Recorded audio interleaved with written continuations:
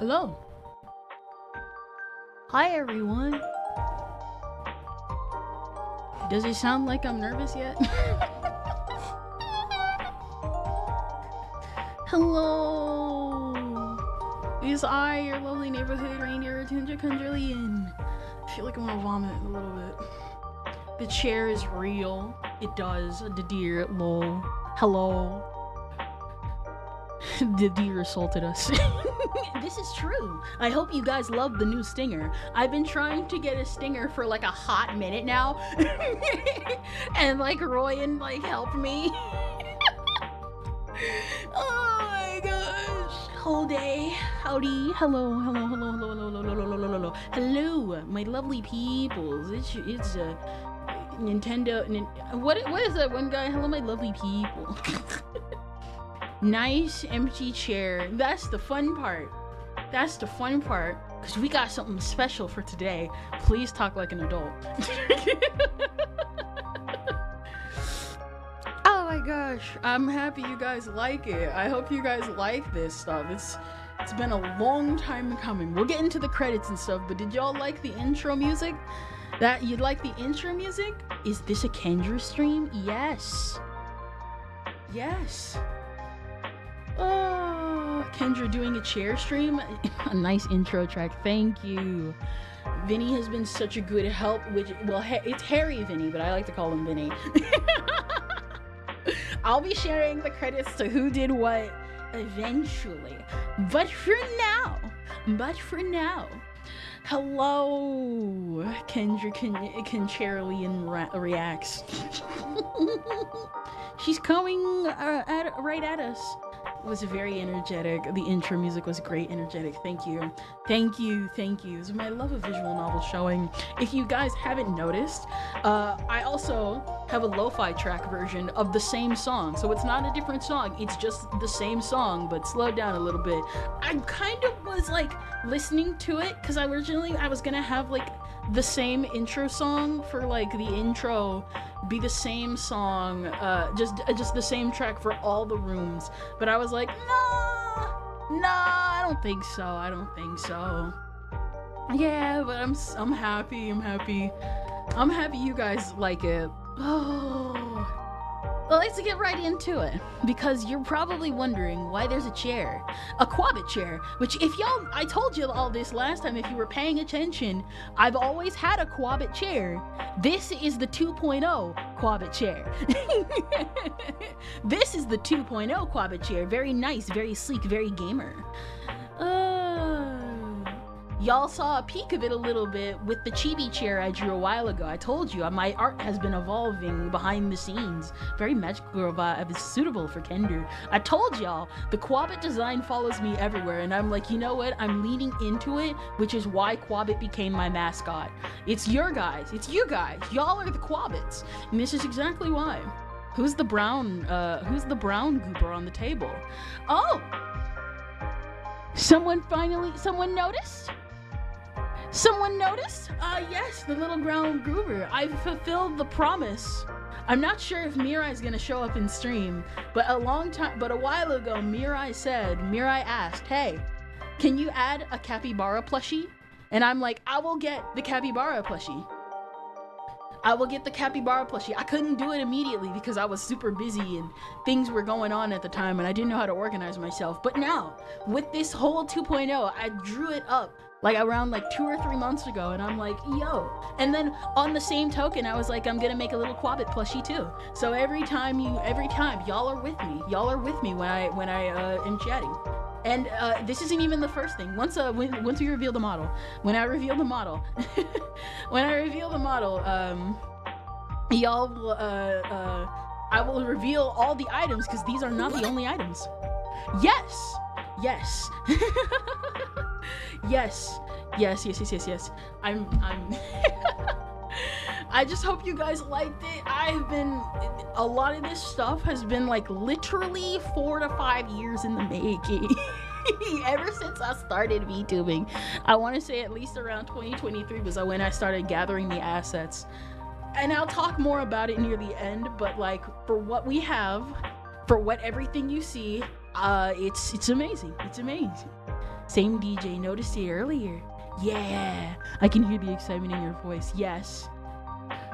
All right, let's get it started. Some people might have seen. You might have seen. I'm already looking for where you're hiding in the background. Maybe a little bit. Maybe a little bit. I gotta. It's a secret special surprise. Kendra's a ghost. Yes. We got little feet. You see little tiny feet. And slowly inch down. I'm just kidding. I hope you see that. You see that? Now Kendra's hiding, by being small. Yes, this is true. Up above the chair. It's a sky. It's a plane. It's Kwaba Kendra. I'm just kidding. I might actually make a Kwaba Kendra one day, but it's not gonna be today. Oh my gosh. Yes, she's coming down, guys. Look at it's cloth. Clown shoes? Oh, trust me, if it was clown shoes, you would see it just up front. The feet stream. It really is the feet stream. A cloth is coming down. Is it a dress? A very cute dress. One of those like side skirt type dresses. Very cute, very cute. Some of you who have been in the Discord or been on my other socials, you already know what this is. But this is your first time actually seeing, if this is your first time actually seeing it, remember those who saw it, don't spoil it. Don't spoil it. Skip to 5 minutes. Listen, I understand. I do the same thing. It's a body. And it's not a dress. Somebody saw that. For free? Oh, a little bit. More cloth. More cloth. And what is this? A little leaf. For you see, a little more. We making strides. We getting huge. That way we can see all the detail in motion. Wait a second. That's right. For as you see, we're getting big here. Yes. Very exciting, very cute, very adorable. Y'all already got a glimpse of my face. Did you turn yourself into a HOTLINE character? Looks like somebody's got their money right down and they won a jackpot of $1 million. She's bugging. Yes, we bugging. We can come down now. Hello everyone, it is I, your lovely neighborhood reindeer, or should I say, your lovely little hornet, Kendrillian. Stick bugging. Let's shrink to the actual size we can be for this. I wanted to show off the chair. Y'all have already seen the chibi chair, but I wanted to show off the chair a little bit. And so we had to start with the normal chair. Hollow Kendra will have her normal chibi chair post haste in next time. Canon size Kendra. Maybe. But what did you say, punk? What did you say, punk? Oh, what a cute deer bug. Thank you. That's not a deer. OMG, there's so much Rule 34. That's for Hornet to figure out, not me. That's for Hornet to deal with.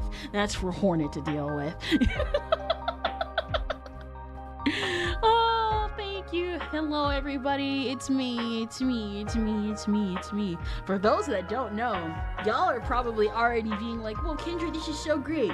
I want to let you know, this is the second live 2D model I have owned since we started live 2D. Oh, this is the one we can finally use for collabs and stuff outside of just Hollow Knight, because I'm not just using this for Hollow Knight. I may have not paid too much money for it, but I paid enough money for this to be like, yeah, I'm not letting this go to waste. That's Kendra. What is this? What is event that? You're looking pretty slick. Thank you, Mr. Monkey. I love how bouncy the model is. Yes, I am super happy about this. This is the first time. Is this what it feels like to have jiggle physics for the first time? Ironically enough, I kind of thought my own boo-boo would be the first time I'd see that, but listen, it's a first for everything. You're looking pretty slick. What is it? Oh, toggles. Yes, we have little tiny toggles here and there. We have the blush, and we have the anger, and then we have this. It means I'm annoyed at you. I feel like you can put a yolk in the bug cranium. Yes, actually. I designed this specifically because of how far we got in Hollow Knight. Because when I first made my model, I was like, oh, I'm just gonna put a little cape on me, and I'm just gonna have a little leaf item on me. And then as we got further into the game, I was like, oh, okay, I think I want to update my avatar like look a little bit. And so you're gonna see that when I remake the Hollow Knight thumbnails, because the thumbnails are gonna be remade too.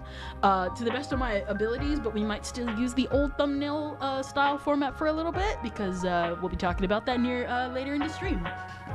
And so I like Temp was the one that like helped me with this. For those that don't know, Kitsune Temp is a right-wing No.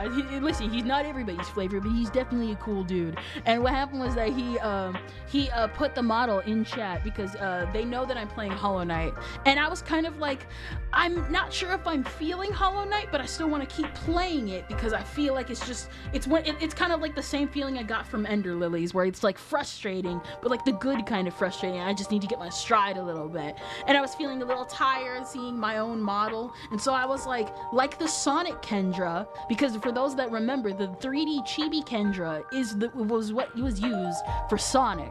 And so I was like, you know what, I'm doing the same thing. I'm making a Hollow Knight Kendra, and I'm going to be happy. And thankfully, there were still people that had stuff for sale because of the Silk Song stuff. And so Tent sent this to me, and I was like, you know what, I wasn't sure if I wanted to spend it because I'm frugal like that, unless I'm spending stuff on miscellaneous merch, because I'm guilty like that. And so I spent it. And so I redesigned the model for a little bit, because I'm like, listen, if I'm gonna spend money like this, I'm gonna put my money's worth into this. I'm gonna dazzle up the coat a little bit. I'm gonna make it more obvious that the leaf is wet, because the leaf is actually wet. It's one of those like projectile. It's one of those like attacks. It's like one of those weapons where it's like it doesn't do anything if you go softly, but like the leaf is like ba-bam. It's like pa-pow when you hit it like really swiftly, especially when it's wet. You know what I mean? And then because we were in the mines, I stole some jewels and stuff. I stole some jewels, and I was like, you know what? I'm putting this on me. I'm putting this on me. Really, you can actually put stuff in my other previous form too. I just decided to finally put them in there though. Does that make this your guilty crown? You see that right there, Shaded Beast? I'm going to kick your butt. Also, thank you, Billy Donuts, for the donuts. Can I announce the pregnant now? Dang, pregnant? Kendra egg model reveal? Oh my gosh. Temp is a chud. Of course he's a chud, but he's our chud. What's up, my biggies? Hello, Bigot Berry. You're awesome. Hi. Hello, my sugar daddy. You see that right there?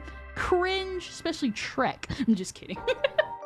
Leaves do get very dewy, so it's a good design. Exactly. Have a donut. Thank you. Oh wait, that's for Shaded Beast. I'm the greatest. I'm Npreg chat. Hi, hero. Have a donut.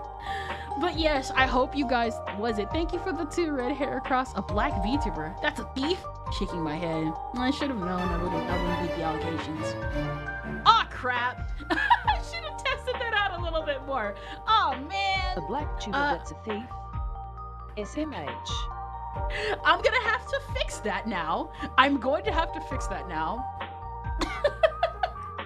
Let me do that real quick.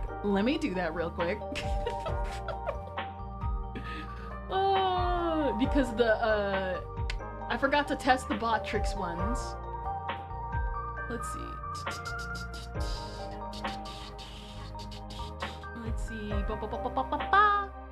That is the Botrix alerts. Here we go. For some reason, they're all the way up there, and they should be right here. I tried my best. I tried my best. Hurry up. Oh my gosh. Alright, there you go. I hope you guys like the new alerts. All of the alerts, for the most part, have been replaced on YouTube, Kick, and Twitch. Those, I am so happy about, because I've actually held on to those for like 2 years and then recently had more updates to them. For those that don't know, we have now 2 more Quabbit sound effects. So you might stumble upon those. You might stumble upon more of those Quabbit. You might stumble upon more of that Quabbit gamble for those on Twitch. This one is wild. You're right, Ender Lollipop Guy. It's been a while. Hello, how you doing today? Ooh, free wiener. You see that right there?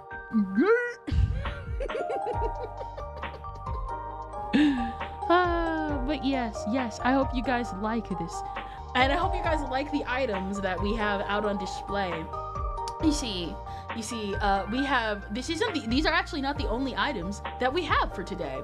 So you see, we have the keyboard. I designed this one myself. It was so cute. It was actually a lot easier to do this than I thought. It was a lot easier to draw this than I thought. It was actually very insanely easy. I was gonna put numbers on it, but then I was like, nobody cares about that. I'm not doing that to myself. Maybe when I'm maybe when I'm more experienced and stuff. But do we have other objects? The ones on the table we represent are, we have the keyboard, our little Quabbit plushie that I actually was really proud of this one. This one is very cute. I have come a long way from the original plushies I have made. I want to say, for those that don't obviously have seen the old setup, I used to have 3 plushies on my desk after the 1.5 setup.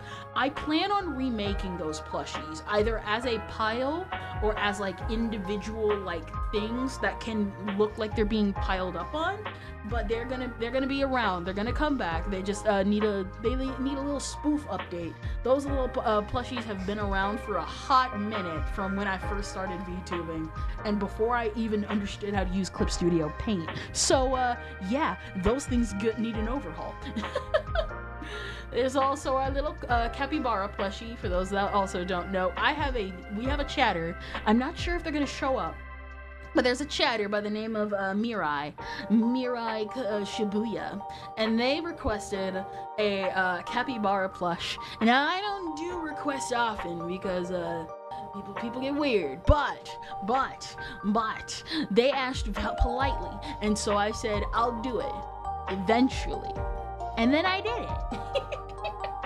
So I'll have this on the desk basically whenever I just feel comfortable with it. It's adorable, it's cute, I like it, and that's how it will always be. And then we have a smoothie container. It's smoothie. OMG, adorable. Thank you. Bara is adorable. Yeah. That's what they all say until you get into the yaoi and stuff. You set yourself up there, Arden.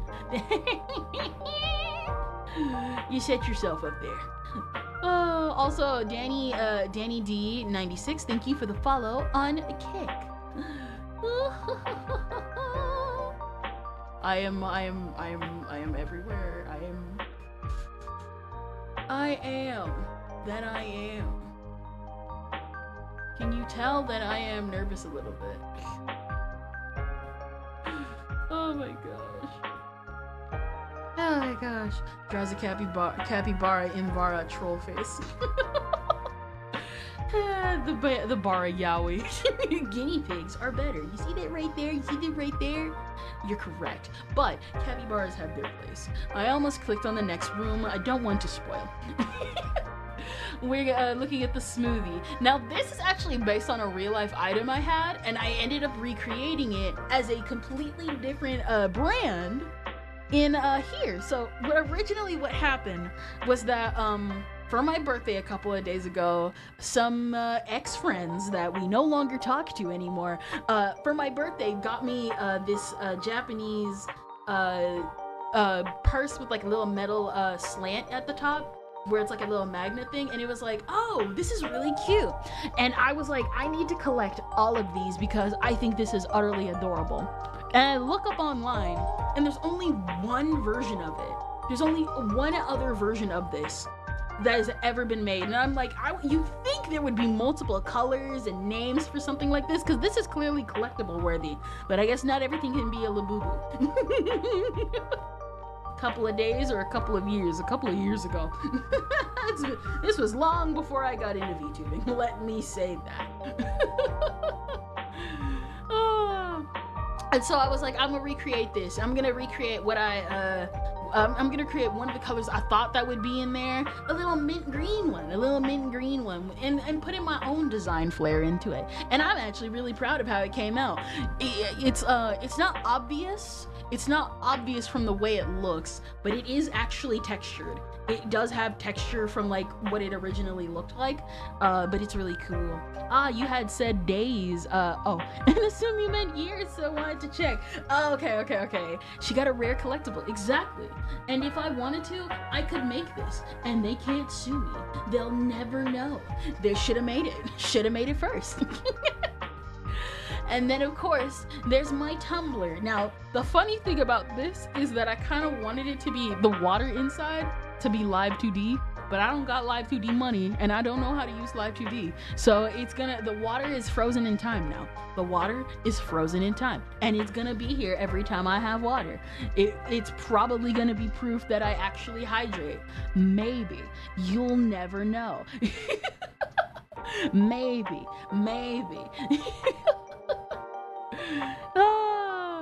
Collectibles indeed. I'm actually really proud of how this Tumblr came out. It was one of the first items I ever drew in this kind of, if you notice all the styles and shadings and stuff like that, I wanted them to be as visual novel-esque as possible, if not just straight out of a visual novel. And I think I succeeded personally pretty well. I did very, very good. I am very proud of how this all came out. But those are not just the only items I have in my stash right now. This is not the only items I got in my stash. Let's remove you. There you go. We got our little lamp. There you go. I saw a lamp online and I wanted it, but I didn't want to buy it because I didn't have money at the time, so I drew it. It's ice baby. And so I made a lamp because I thought it was cute, and I think it's in between the worst item I've made and the best item I've made, because I'm really proud of how the top came out, and then the handle, like the little handle is just kind of but wood is just a torment to draw. So yeah, benefits of having talent. Brother, I genuinely had to stare at, like, ironically enough, I was gone. While I was gone, I found it a while ago. I think during my other break that I found a visual novel website that just has CG after CG, and I was like, I'm in a gold mine now. I don't have to look on Google for visual novel references, and I can just look up an actual visual novel database of actual CGs I can reference. This is nothing but luck and God, bro. Nothing but luck and God. oh my gosh. What is it? I'm pretty sure this is the Tumblr. Yes, we can hide you. We got. And the lamp, another thing based on a real life item I own. This one I'm actually really, really proud of. What? Oh, thank you for the 5, Internet Zen Master. What is it? Kendra's model has upgraded from Deer Woman to Bug Woman. We just got upgraded. What is it? We just got upgraded to a whole new field of jokes, boys. And the lamp is of joke. What is it? And the lamp is beautiful. Thank you. Kendra's model has upgraded from Dear Woman to Bug Woman. We just got upgraded to a whole new field of jokes, boys. And the lamp is beautiful. Thank you. I wanted to let the alert say something, because I always end up talking over the alerts and stuff, and I want to always be careful about that. I also turn up the alerts as well. You guys can hear the sound, the BGM, right? Like a moth to a flame. So here's the thing. I actually have 2 lamps now. So this is a very cute lamp that I actually own. that now that I look at it, I need to go back and give it like a proper underneath like shadowing. But granted, it's covered by other items, so maybe I will, maybe I won't. But basically, I drew this because I wanted to test how far I could go with the visual novel art style, and I want to say I did really well with it. I thought this was gonna fail so many times, and I somehow did it. I am really proud of how this lamp came out specifically, to the point that I'm literally going to unlock the desk items, and I'm going to make it grow so you can see all the detail. I am genuinely very proud of this. Genuinely. I'm breaking physics, guys. Even got the little charging port right here. Oh my gosh. I know like some artists out there are probably like, oh man, I hate my work. Same, bro. And the thing is that some items, I'll say it after I'm done, but the last item we got is books. Not just any books, art books. Art books. My literal actual stack of art books, because I was like so mad because I was trying to look at like a proper reference online, being like, where is a decent like thing to show stacked books in a sloppy, messy manner? And I'm like, wait a minute. I own books I can literally make that into a reference. So I stacked all my art books together. I got real nervous. I accidentally tore not the binding. I didn't tear the book. I didn't tear the book up.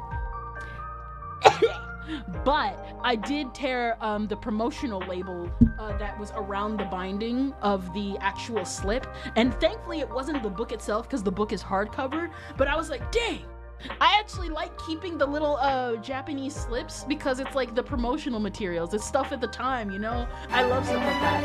Oh, thank you. Thank you. I'll let it say. For what it's worth, I love the background. As a VN reader myself, the backgrounds can hit a particular level of cozy that's hard to describe. No, for real. I like the shading in the art because it's like, it's so simple, but it's like so simple that if you just don't know it, like you don't notice how hard it really is to do that. Like these items, because I could actually, here's what it looks like if I pile everything on the desk. There you go. There you go. We pile everything on the desk. This stuff was really hard to do, but I still love learning it. I love visual novel art style. I want to play more visual novels, but like I love the art style so much. It's just different. It's just so freaking good. Oh, we're gonna bring you back. Let's hide some of you guys. Again. But I'm so proud of how all that came out. It was so fun to draw. If you also guys notice, I reversed the chat motion, so instead of coming from the bottom, you come from the top, because I realized that it was kind of irritating waiting for you to get around the items when because I need to start making videos again, and I will, but again, I'll explain that later in the stream. I gotta get real later in the stream, and I was like, I need to screen cap like all the comments and stuff, but in order to do that, I actually need to, you know, like actually see them in clear quality. But yes, I'm so happy with how everything came out. Fake nerd rips her connectables. Feels warm, yes. Hello, have a donut. Sweet, thanks, Billy. All right, guys. But that's not the only thing we've got to show. For, as you can tell, we have a new chat, actually. Now that you guys probably noticed, yeah, we have a new chat. Now the thing is actually I can show you guys the entire room before we get started on that one. So here's the entire room. There you go. All the items are disappearing. Everything. Yes, we could actually, yes, the chair does go beneath. Let me let me show off more of the chair. The chair doesn't really go farther than that. This is pretty much the entire design. It does have like a little leg at the bottom, but like I don't want to move it because I disabled my Control Alt like undo redo when I move items for OBS, and I gotta somehow fix that because I don't want to move stuff, and I moved everything to the perfect spot. I moved everything to the perfect spot, and it kind of sucks moving it and stuff. But yes, this is the background and stuff. We have the TV. Well, again, we'll talk about all the artists and who like helped and stuff, but like we have the TV showing all my favorite series, or like just series in general, and we have all the manga, and like we got Space Boy on the wall. That one I'm proud of because I will forever love Space Boy. It's basically, and we got the balcony. For those that don't know, we still kept the balcony from our last room. I took the furniture with me too. It's still snowy, still happy, still glazed, still everything is amazing. We got art supplies everywhere. It's messy, it's homey, it's everything. It's everything. Oh, but yes, we have a chat now. We have a new chat that actually looks really good. We have a new chat, and I might have to go back and edit it too because I made a lot of changes at last minute. I made some changes last minute because Dearly To Be is being defunct. Dearly To Be is defunct now. No more Dearly To Be, which I'm surprised y'all don't know about the hashtag fan art. Or the fan art hashtag, but like it's there. It's always been there. I might get rid of it so that I can actually have like a little scroll wheel like for like fan art tag, for like to like have the fan art tag scroll and stuff like that. It was always like a planned idea for the original chat. It's just that I didn't know how to do that, so I always have it like perma stamped right there. But I might get rid of it so that OBS can like have its thing right there, and I can put anything I want in there. You know what I mean?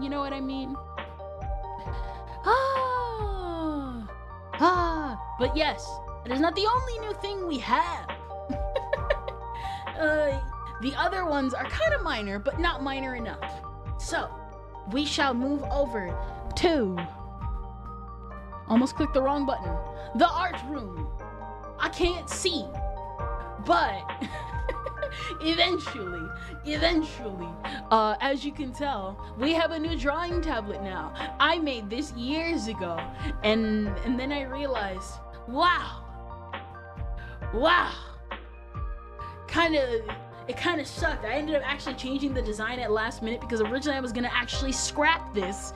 I was gonna scrap it and then bring back the old drawing tab, but then I accidentally clicked the border button on my Clip Studio, and quite literally the blue makes it pop amazingly, and so I redid the entire drawing tablet. And by redid it, I mean literally fiddled around with the how big did I want the border and how small did I want to keep the border and everything. And obviously, as you can tell, we have another new live chat feed. As much as I liked the old chat, guys, I kind of had to get rid of it. I had to get rid of it for the sole fact that it really sucked. It would always get in the way. Sometimes things would be behind me or behind the chat and nobody could see anything. It was kind of a bummer to deal with all the time. So I got rid of it. It is gone now. I killed it. Now, obviously, eventually, as you can tell, because the tablet is so big, I will, behind the scenes, make a little mini tablet for Chibi-Kens. For all the Chibi-Kendras out there, I'll make a mini tablet. Maybe not a little holographic one, but I'll make one, and it'll be fun, and it'll be cute, and I'll probably put more decorations on the table. I think I maybe want to put like little plushies here and there to like kind of reflect my actual desk and stuff like that. It's cute. The old chat has been death-defied. This is true. Hey, have a donut. Thank you. Wait, that's for Hato. It went to greener pastures. Yes, a lot of the older assets had to go to greener pastures. I might what I might do is I might bundle them up and like have them, I might make a new room in the Discord to like just have a bundle of like old assets in case anybody else needs it. But also, I don't want anybody else to use it. Not because I'm stingy like that, but I think you could do better than having my literal hand-me-downs. Thank you. Cute art. Yes! For those that don't know, this is one of the art pieces I drew while on break. This is the art pieces I drew while on break. This is literally my OC world of Henrietta. Originally, her name was Margarita, and then recently I was like, you know what? Henrietta actually fits a lot better than Margarita now. It was like one of my older OCs I made before VTubing, and I was like, you know what? I kind of want to illustrate my OCs now. I want to illustrate more OC art. And I still, as you guys saw last time, we still got the Jaws one. I have not finished the Jaws one. I gotta redo Henrietta, but we can do that on stream. Probably this Friday with Artism with Ryan and stuff. But yes, as you can tell, I'm trying to like, you can barely see me. But again, I ain't moving the tablet because the joke is funny. But we will get a tiny, as you can tell, we'll get a tinier tablet and a cuter tablet for all the chibi Kendras out there so that everybody's having fun, okay? Gives off Rabbit and Steel vibes. I dig it. Thank you. Very, very cute. So I hope you guys love the chat. I'd show you the gamer room, but outside of the drawing tablet, it literally looks identical. It quite literally is near identical. Nothing would change. There's literally no difference. Also, I hope you guys like the table.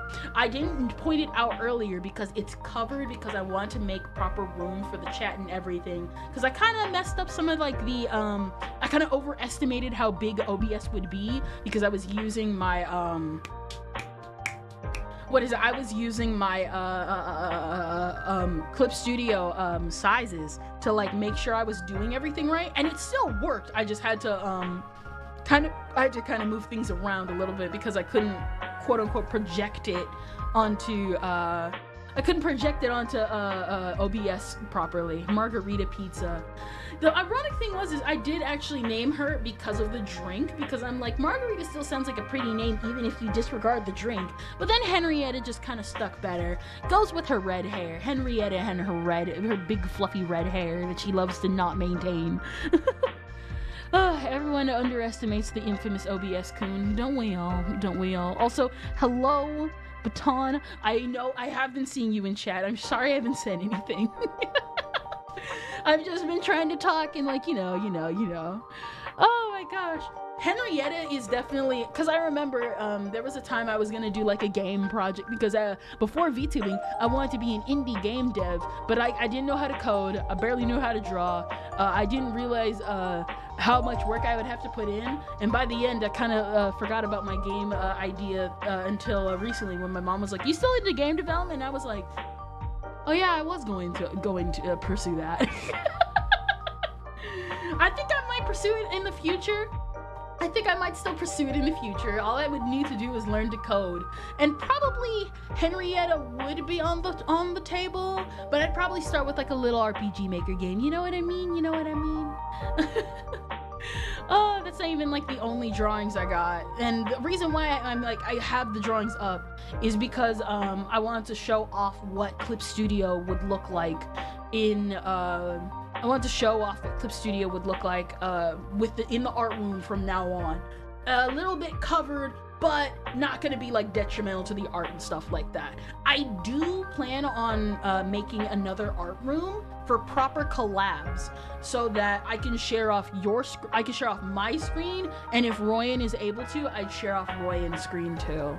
And I think he would be, because I know for some people they like seeing both sides of the stream, and for me, I kind of dig sharing off Royan's screen a little bit. In case we like need to, or in case Royan shows something that he wants to show, or maybe you just want to see him art side by side. I might do 2 people, and I might do up to 4 people, so maybe a 2 screen view, 3 screen view for another, 4 screen view for that, and that's probably about as far as I'm going. You know what I mean? You know what I mean? Ah. But yes, pretty much the art room and the gamer room are pretty much the same. But now, ladies and gentlemen, we're going into a long tangent, a long rant, and I'll probably change this so that we don't get flagged. If you notice, there is a big, huge black bar under here. I am going to rectify that in the future because I was going to get it done today, but we ran over because of what I'm about to show next. And what I'm going to do is I'm actually going to have like a little string of text right there with a proper barricade so that it like doesn't show off that gigantic black hole right there. And that's gonna be for pretty much anything, probably fan art, probably sharing off like who did what, who's doing what, and I don't know. Basically, I'm gonna cover that up because if you always notice, there's always been kind of gaps every time I had shown off Clip Studio, and for some reason, Clip Studio doesn't do full screen, but unless I stretch it, and that's stupid. I don't know why it does that. Oh, this is cool. Yeah, I'm here. Glaze me. No. In fact, glaze me. Give me your money. Give me your wallet. You're in my territory now. But, ladies and gents, we're about to head over to a very special room. The new manga room.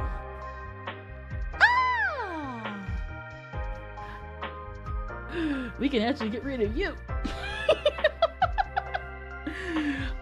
She's robbing me. I'm not robbing you, I'm robbing Young. Lol, wait, please, not my wallet. Azazel, thank you, Azazel. Hello. We're in the new manga room. Those who remember this background, hello.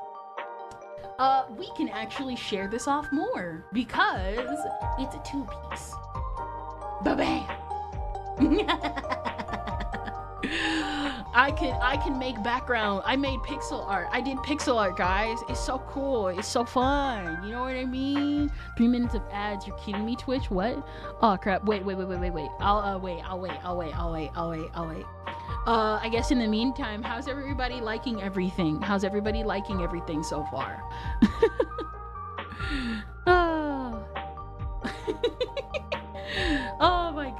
Oh my gosh. That's sick. Pixel art is hard. It really was. No, here's the thing.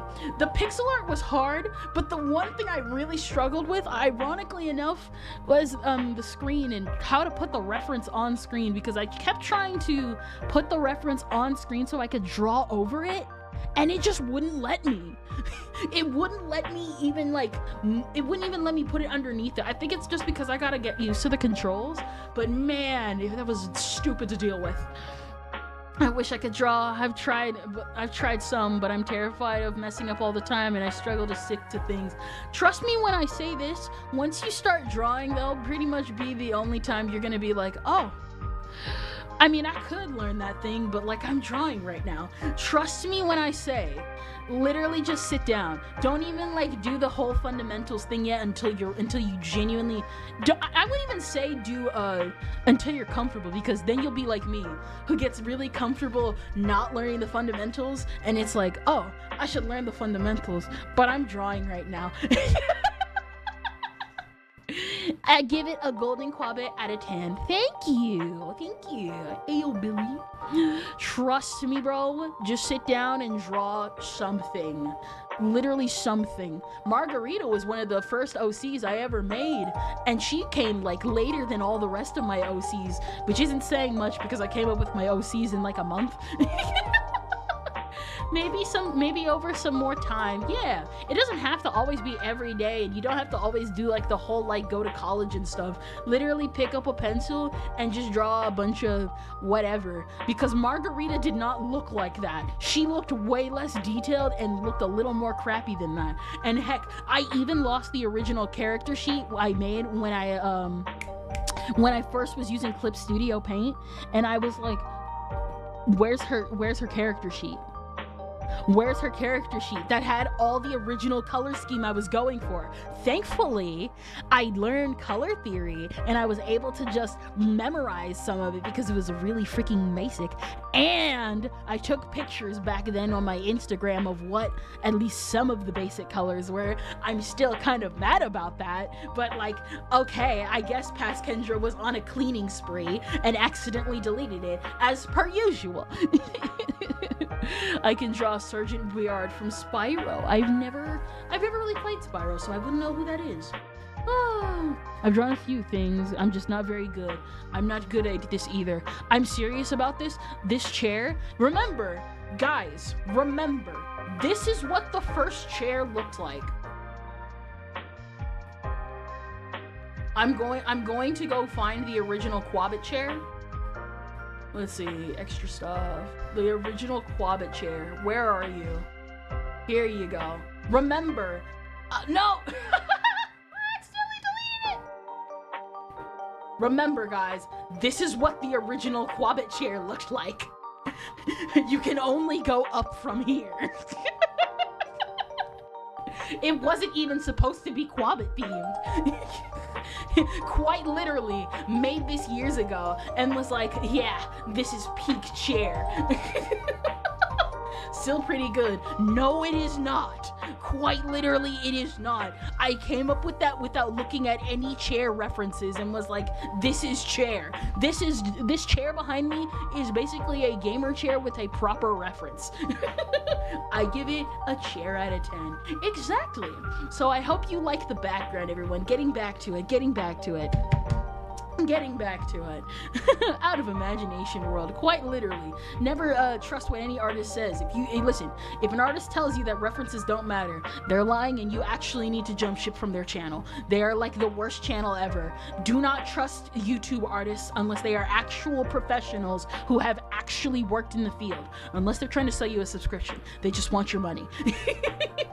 Now make a horse. Hey, we're not going that far. We're not going that far, bro. If I look at it, I'd say that's a chair. Yeah, that's pretty much about it. It's definitely the chair of all time. But I hope you like this background. This was me trying to really push for pixel art. So, for those that have known, I have always had a pixel art program on my PC. For the past 2 years now. Oh, thank you for the 2 red hair across. Lots of chair talk. Who are you watching? You could say pillow talk. Did I? I'm pretty sure, yes, I do have it still here. It's just taking a little bit for the, thing to show up. Yeah! Speak. Never mind. It's just YouTube being YouTube. Now draw a pencil. Now that we can agree with. But yes, I've always had a pixel art program in my desktop for the past 2 years now, and I bought it with the intention of drawing it. But then I realized it was really hard to draw with pixel art, so I abandoned the platform for 2 or 3 years. And as you saw last time with one of the streams we had, I started using it again to make this. So because we ended up spending time on like one tree the entire stream, which wasn't the plan, by the way, was not the plan. It literally just ended up that way, and that sucked. So what ended up happening was off screen, I went several times faster, and I still need a lot of work, but I'm really happy with this. This is going to be the room background we're gonna use when we are reading Land of the Lustrous. For, as you know, I have not forgotten that we are supposed to be doing the Land of the Lustrous read-along, but I got really nervous and sad, and I didn't want to, and I looked self-conscious about my old manga room art style and stuff, and I was like, you know what? We're remaking everything and I'm making it better. And then I'm gonna do the same thing here. That, and I also hated the fact that I was using Google, the Google slides, because Google slides are ugly. And I wanted my stuff to look pretty. It's the raid alarm. Thank you for the raid, Dama. Dama Mori. Dama Memoria. Memory Ray. Memory. It's amore. Hello, Dama. Hello, Dama. We are sharing off my stuff. We're sharing off all the stuff. Heyo, Kendra. Hello, Lion Fan. Hello. I am happy with everything. But yes, we shall put the presentation back up. I drew all of this. Not all of this, but as you can tell, we have slides. We have slides now. As y'all may have not known, I discovered. Yeah, that's one of the. Wait a minute, I thought I changed that one. Okay. I will say, I'm gonna go back and change it. Some of them were really finicky because I went through them and changed them, and then some of them reverted back to the original kick sound effects. So I gotta go fix that for some reason. Debut stream, yes! This was a sneaky way of doing a debut stream. A little loud, a little loud. All right, sorry. Let me,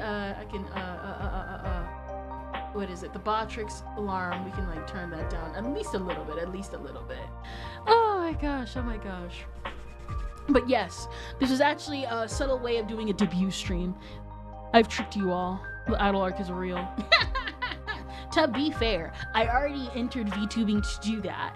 But the thing is I'm getting more serious now.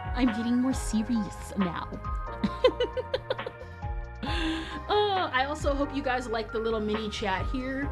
I have been wanting to change the chat for this for a long time. So I am very proud of how it came out. And I tried organizing it where it didn't clip at the bottom, but it wouldn't let me crop off the top.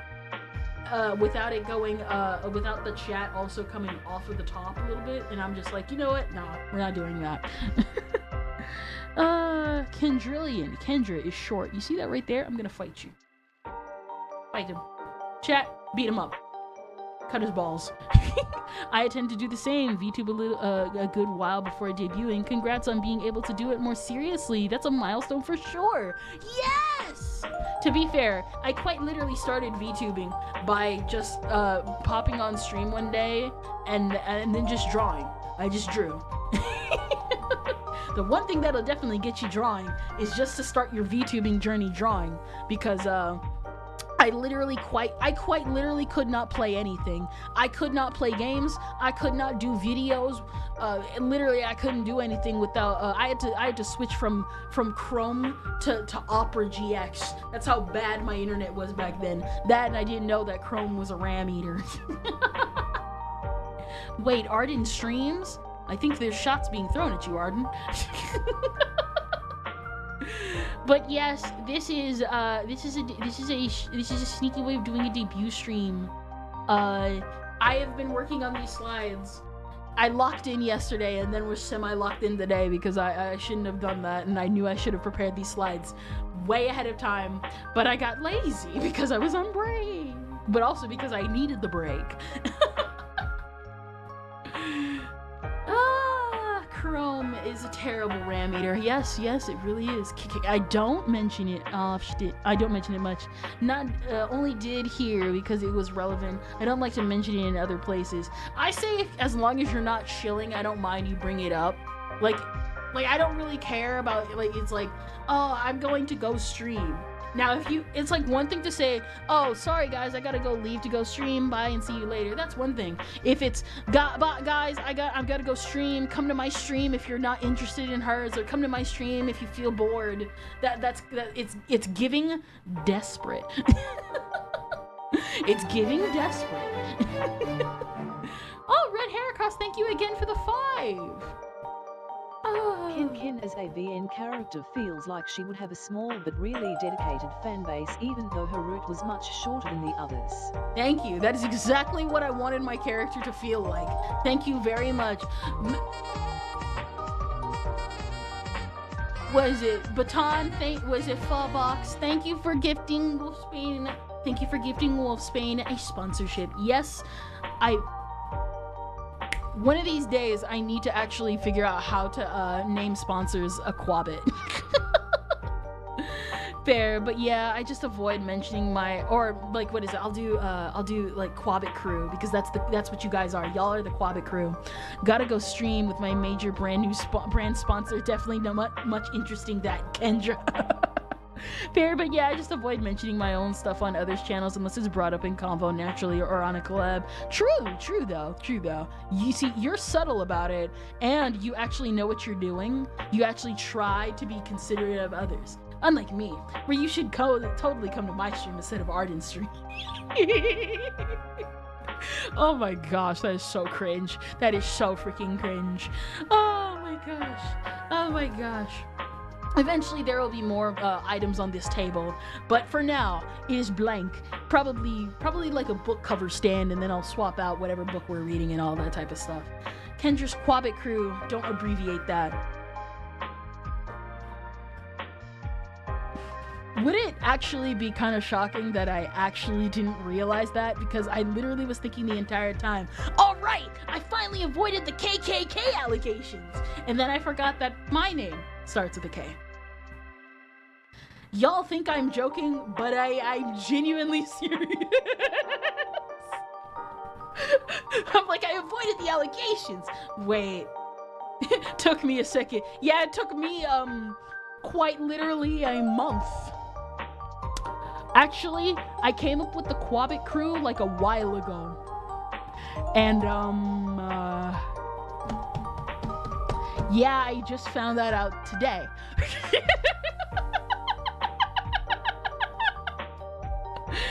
You see that right there? Your inner Cartman shines through. I blame Fawbox. For those that don't know, Fawbox is also Baton, so I usually go back and forth with it. Come to Kendrillian streams. We got nacho cheese and salsa. No, we have curry. I hate nachos. Ironically enough, I like nacho chips, but I don't like nacho cheese, and I don't like nachos. I only like my mom's nachos. Yeah. We need to end the KKK Kendra pointing to herself like the Kung Fury Panda meme scene. Oh, but yes, we got some presentations here. We got presentations here, guys. Kendrillian is my name. I have said this multiple times, and I will be setting the record. The reason why I go by Kendra is because for some freaking reason, people actually have a hard time saying Kendrillian, despite it literally having the same pronunciation as 10 million. So, and quite literally, you can spell it phonetically. Like, you literally can divvy it up into sections. So, my name is actually Kendrillian, but I do go by Kendra for short. Kendra is the nickname. Ken-a-million. Kendrillian Maximilian. This is true. What the heck? I thought I got bit. Oh my gosh. And now we have a definitive birthday date. This has actually been one of the hardest things to do. This is one of the hardest things to do when I do this for streams and stuff. Thank you for the 2, Red Hendrickson. Okay, Kendry. Still kind of coming off my sickness. If you guys were wondering why I was gone for so long, originally, actually, you know what? We'll take care of it. We'll focus on the presentation. I'll tell you that funny story after the stream. It's heartwarming and funny at the same time. What is it? So, I forgot. It has actually been really hard to set a birthday for my VTuber. We have never celebrated my VTuber birthday on this channel because, IRL, I have my family likes to do, my motherboard, we'll get into lore reasons. My motherboard, loves, my motherboard deer, the deer branded motherboard, she likes to do vacation and spending time with family. And so it's, especially during the summertime, and I have at least somewhat pinpointed that June is a good, month it's just really freaking hard because to actually get that, because I had to like analyze the patterns of when do we go on vacation and when is the least likely time we will go on vacation. When is the least likely time we'll go on vacation? And so that had to happen a lot. My age is something I will never say on stream, but I will confirm that it is between the 18 through the 20s. But I am ageless. I am completely ageless. Have you seen this character? She hasn't changed one bit. She will be ageless forever. There's nothing that you can do about it. There's nothing you can do about this. Hello, Kinura. Hello. Hello. I am ageless, but I am somewhere in a similar age range. But yes, this is actually lore that I have been hiding for a hot minute now because I want to do cool things with it. But then I realized, I don't have money to take pictures of it, so we're gonna explain it out until I eventually get money. Digital people need money too. What about that time you have your model a Bob? A Bob? I can and I will make her daughterable whenever I learn to draw. What is a Bob? What Bob are you talking about? Methinks Kendra is between ages -1 trillion, 100 million, through 1 trillion, gazillion million, but I could be wrong. Dang, you're short. I'm not that short. The antlers put on a few more inches.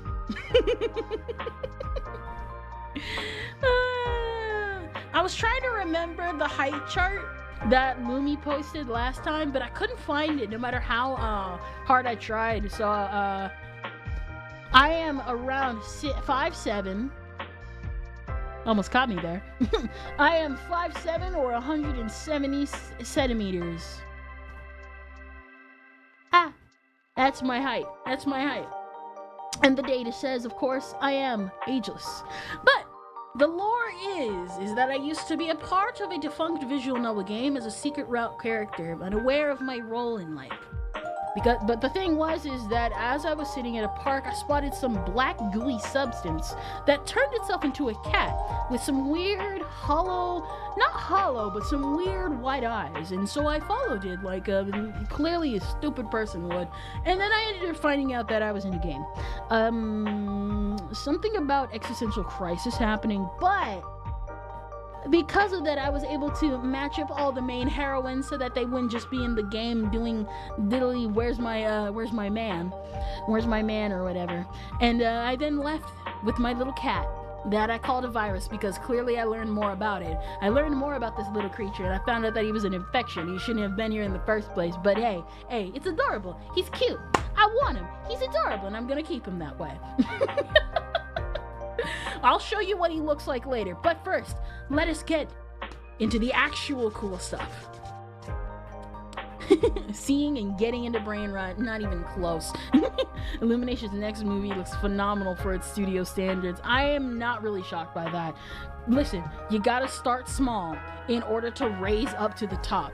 And listen, and remember, you don't hear about Illumination having underpaid their staff, is all I'm saying. Let's get started on more of this stuff. Ha ha ha. The stuff that I like.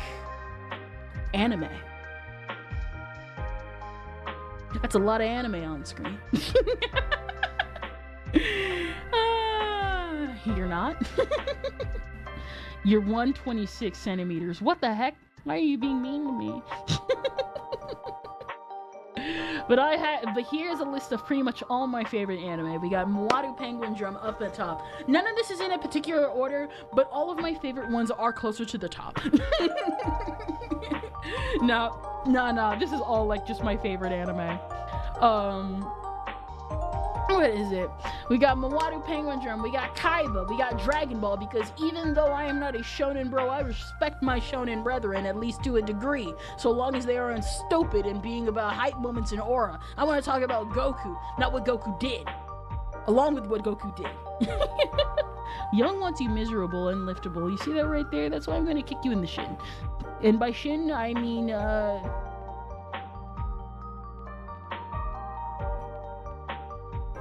if you come in disrespecting Ponyo in this house, I will blast your kneecaps off.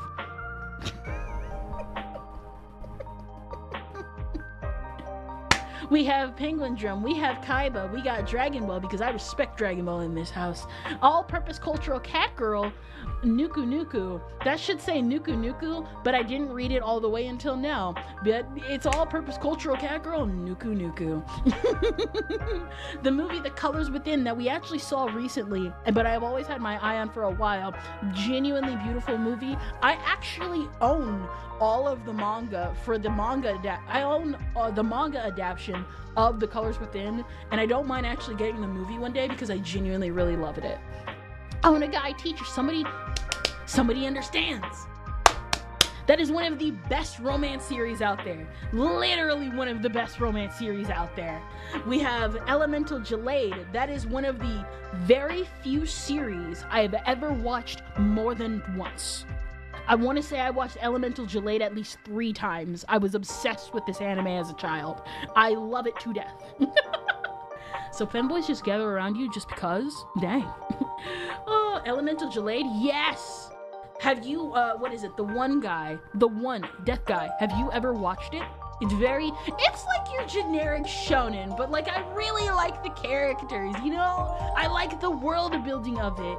It's something that you would probably like, it's like one of those, it's just a really fun series. It's like, cause I remember there was a guy who reviewed it a while ago, and he was like, I kinda don't like it. It's just a generic shonen, and it's like, but Ren and Ku, guys. Ren and Ku are goals. They're so cool. Quite literally, if they would have aired Elemental Jaleid on TV, I would have been just as much obsessed with it as I am of Dragon Ball. It is that good. And then we have Amnesia the anime. Amnesia the anime is based on Amnesia the visual novel. And I will say the anime isn't as amazing, but I also haven't read the visual novel, so like I have no point of reference. And this one's kind of a small one that not a lot of people know about. A lot of people always talk about their favorite anime that talks about animation, like Shirobako or other like series out there that do that. But I personally like Animation Runner Kuromi because it's just like a 2-part OVA series of the craziness of really just Japanese otaku animation as a whole, because every time you see something about like animation, they always tackle it from like a more professional angle of like cute girls doing cute things, and this one is more akin to like that one animation episode from it's akin to that one animation episode from Golden Boy. It's all goofy. You always find all these just crazy, goofy, wacky, smelly, funny, handsome, ugly. There's everybody across the board. It's all everyone across the board.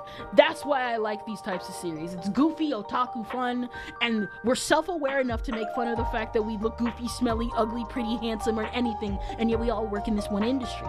It's amazing.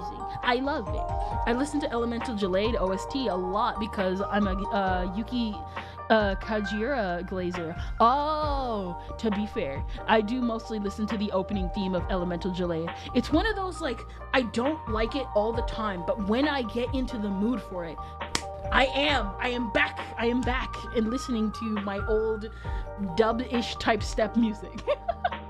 I'm a Tenchi Muyo and Vendred enjoyer myself. I do know about Tenchi Muyo, but I never watched it as a kid. Ironically enough, as much as I talk about harem series, that was the one harem series I just never watched. That and Sayonara Zetsubo Sensei, but we'll talk about that in a little bit.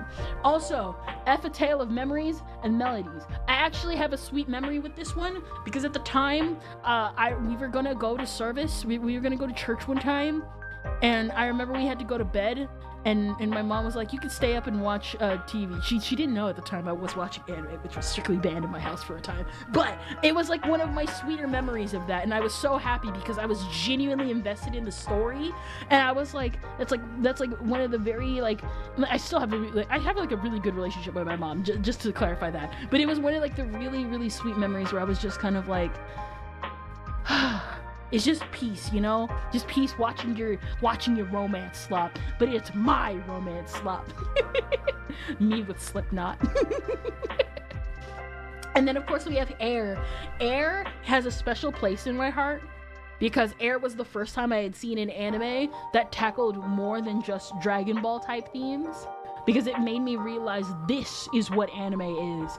It's emotional, it's funny, it's moe blob, but it can be serious if it really wants to. And the music was utterly gorgeous. I will never stop loving Leah because of that. It's one of the reasons why even now I still believe Leah is one of the best singers. To the point that, well, granted, Tori no Uta was always a meme. It will never die. Tori no Uta will never die.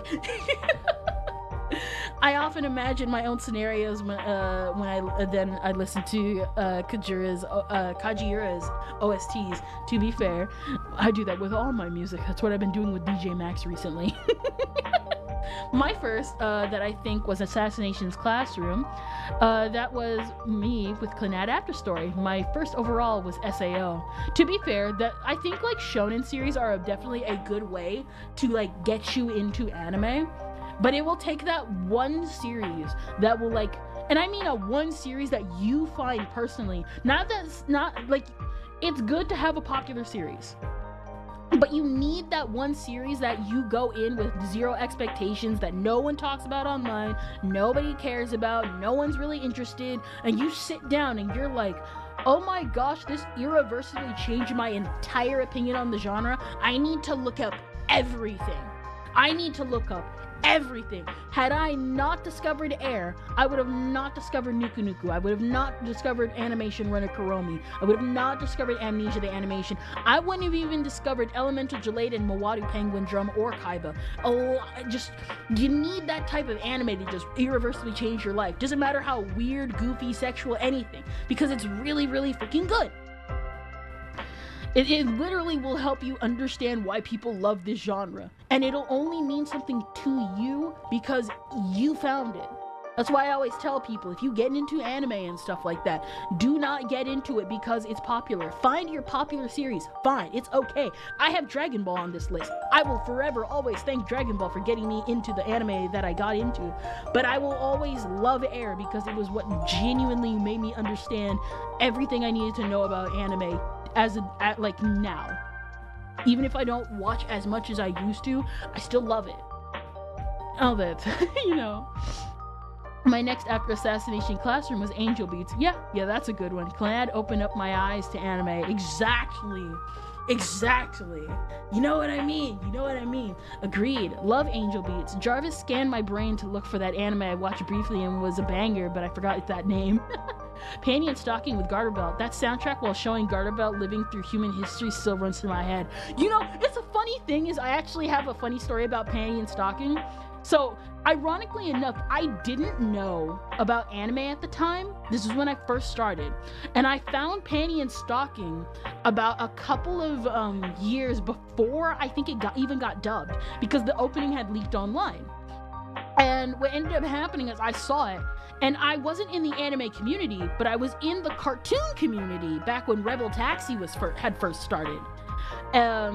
And what ended up happening was I saw the opening theme, and I saw all these sexual innuendos and stuff, and I'm like, this is clearly a parody of Powerpuff Girls. This is probably some person's fan animation or whatever, because at the time I was already used to stuff like that. And so I was like, I'm skipping up on this, delete, cool fan animation though, really cheap and stuff. And then about a year or two later, I discovered Panty and Stocking. I want to say at least a year later, because I had entered middle school by then. And I was like, this is a real show? And the animation is actually more than just still frames? It's not that weird thing where they stiltfully move over. I'm talking about that time every cartoon was Flash, by the way. I was like, this is amazing. There's a lot of sex here, though. However, the opening, Fly Away, all the music in this show was amazing. And then I listened to Fly Away when my parents were gone, but not out loud because I'm not stupid like that. You put your headphones on. We live in an age of headphones. Yep, YouTube leaks. Except her modern soundtrack. That sucks. Her modern soundtrack are so bad, it causes car crash. Ooh. Friend tried to make me watch Angel Beats. She tripped with that bass and I couldn't watch. Dang. Listen to Ozawa Takumi's music. She composed the soundtrack of Twisted Wonderland and Magica record. To be fair, I'm not shocked about that. Though I'm more partial to, ironically enough, I can't really get into Madoka's soundtrack. I never really liked the opening theme. I appreciate the opening theme for what it is, but it just doesn't hit. It just doesn't hit. Ironically enough, the rebellion theme where when they're like all attacking Homura, I guess spoilers for Madoka Rebellion since Walpurgis Knot is coming out soon. The opening, the battle song they did when like they're all attacking Homura, I love that one, Mysterioso. I liked that one way more than the opening theme. And then I was so upset when I found out that the band disbanded afterwards, and I'm like, you literally came together to make this symphonic, pure melody, and I can't even appreciate it properly because you're gone and like milking royalties from this. Oh, this looks good, and is this sexy? Where are your clothes at? Oh my gosh. To be fair, listen. Everyone, and the thing was, I liked stalking because I was a My Little Pony fan. Unironically, a My Little Pony fan. This is before I discovered bronies exist. But listen, we all know one thing. It doesn't matter how much you like stalking. Every stalking fan eventually becomes a panty fan. I'm saying this as someone who loves stalking a lot. Every fan always converts into a panty fan at some point because that's how cool panty is. Ozawa Takumi is basically what I wish Kajira was now. Listen, we all have that one singer, bro. For me, that's Lisa. I hate Lisa's modern stuff. I hate everything what is it? Lisa did a really good cover of Your Soul My Beats. She also did, for some reason, decided to release a banger for the Irregular at Magic High School, which was basically one of those series that started the tournament, modern day Magic tournament arcs. And I'm just like, gosh, this is actually one of your best songs. And then she made the openings for SAO. I hate all the openings she made for SAO. And then people were going on about the Demon Slayer openings, and I listened to the opening and I'm like, this is garbage. And then I find out it's Lisa, and I'm like, girl, every single time you get into these popular series, it sounds like you're phoning it in. Ooh, you've gone hollow. Thank you, 10M. Allah, I have. Me with Eugene the Arc. Why'd you have to retire right after I discovered you? Gurenge is okay at best. I don't really like a lot of her songs. Like, how should I put this? A lot of the best songs that Lisa ever made are all the ones made for anime that makes no sense. It's like, why does this even have popularity? Like Demon Slayer, I understand why it's popular, and SAO, again, I understand why it's popular, but like the Irregular at Magic High School, for some reason has popularity, and yet it has the best opening theme ever for season 1. Also, listen to Kajira's old soundtrack, like Dot Hack, or any of her tracks where she collabs with English people. That sounds about right. But let's continue. Please, teacher. Best romance. Go watch it. Genuinely good romance. Literal child me was so genuinely invested in this romance. By the time I finished the series, it was 5 a.m. I watched it in one night. That's how good this series was. Genuinely go watch it. H2O Footprints in the Sand. This one's kind of debatable, but not really debatable, because it's a part of a visual novel adaptation, but the visual novel never came to the West. Has a lot of sex though. More than your average visual novel. This one had the sequel have lesbian sex. Lesbian gex. 5 a.m. series or W, exactly. Oh, definitely very beautiful series. I would like to play the visual novel one day if it ever had like an 18, if it like had like optionary like 18 plus patches, because the story itself looks really freaking good, but like the anime was able to adapt it in the like such a good way. H2O is actually one of the series I reference when making a lot of like my assets and stuff for like art and stuff like that. It's such a good, like, it's just so freaking good. And then there's summertime rendering. I love summertime rendering. I hate the fact that Disney got a hold of it, and something that should have obviously been anime of the year was basically blocked off because of the Disney rope. That is literally it. And obviously, go watch Princess Tutu. Very good series. I don't know why people are embarrassed to talk about this series as if Demon Slayer is a good title compared to Kimetsu no Yaiba. Here's the thing. Listen. Oh, I haven't gotten to watch summertime rendering yet. Bro, when I got recommended this on a whim by a different viewer, I know Ventus is the one who recommended it to me.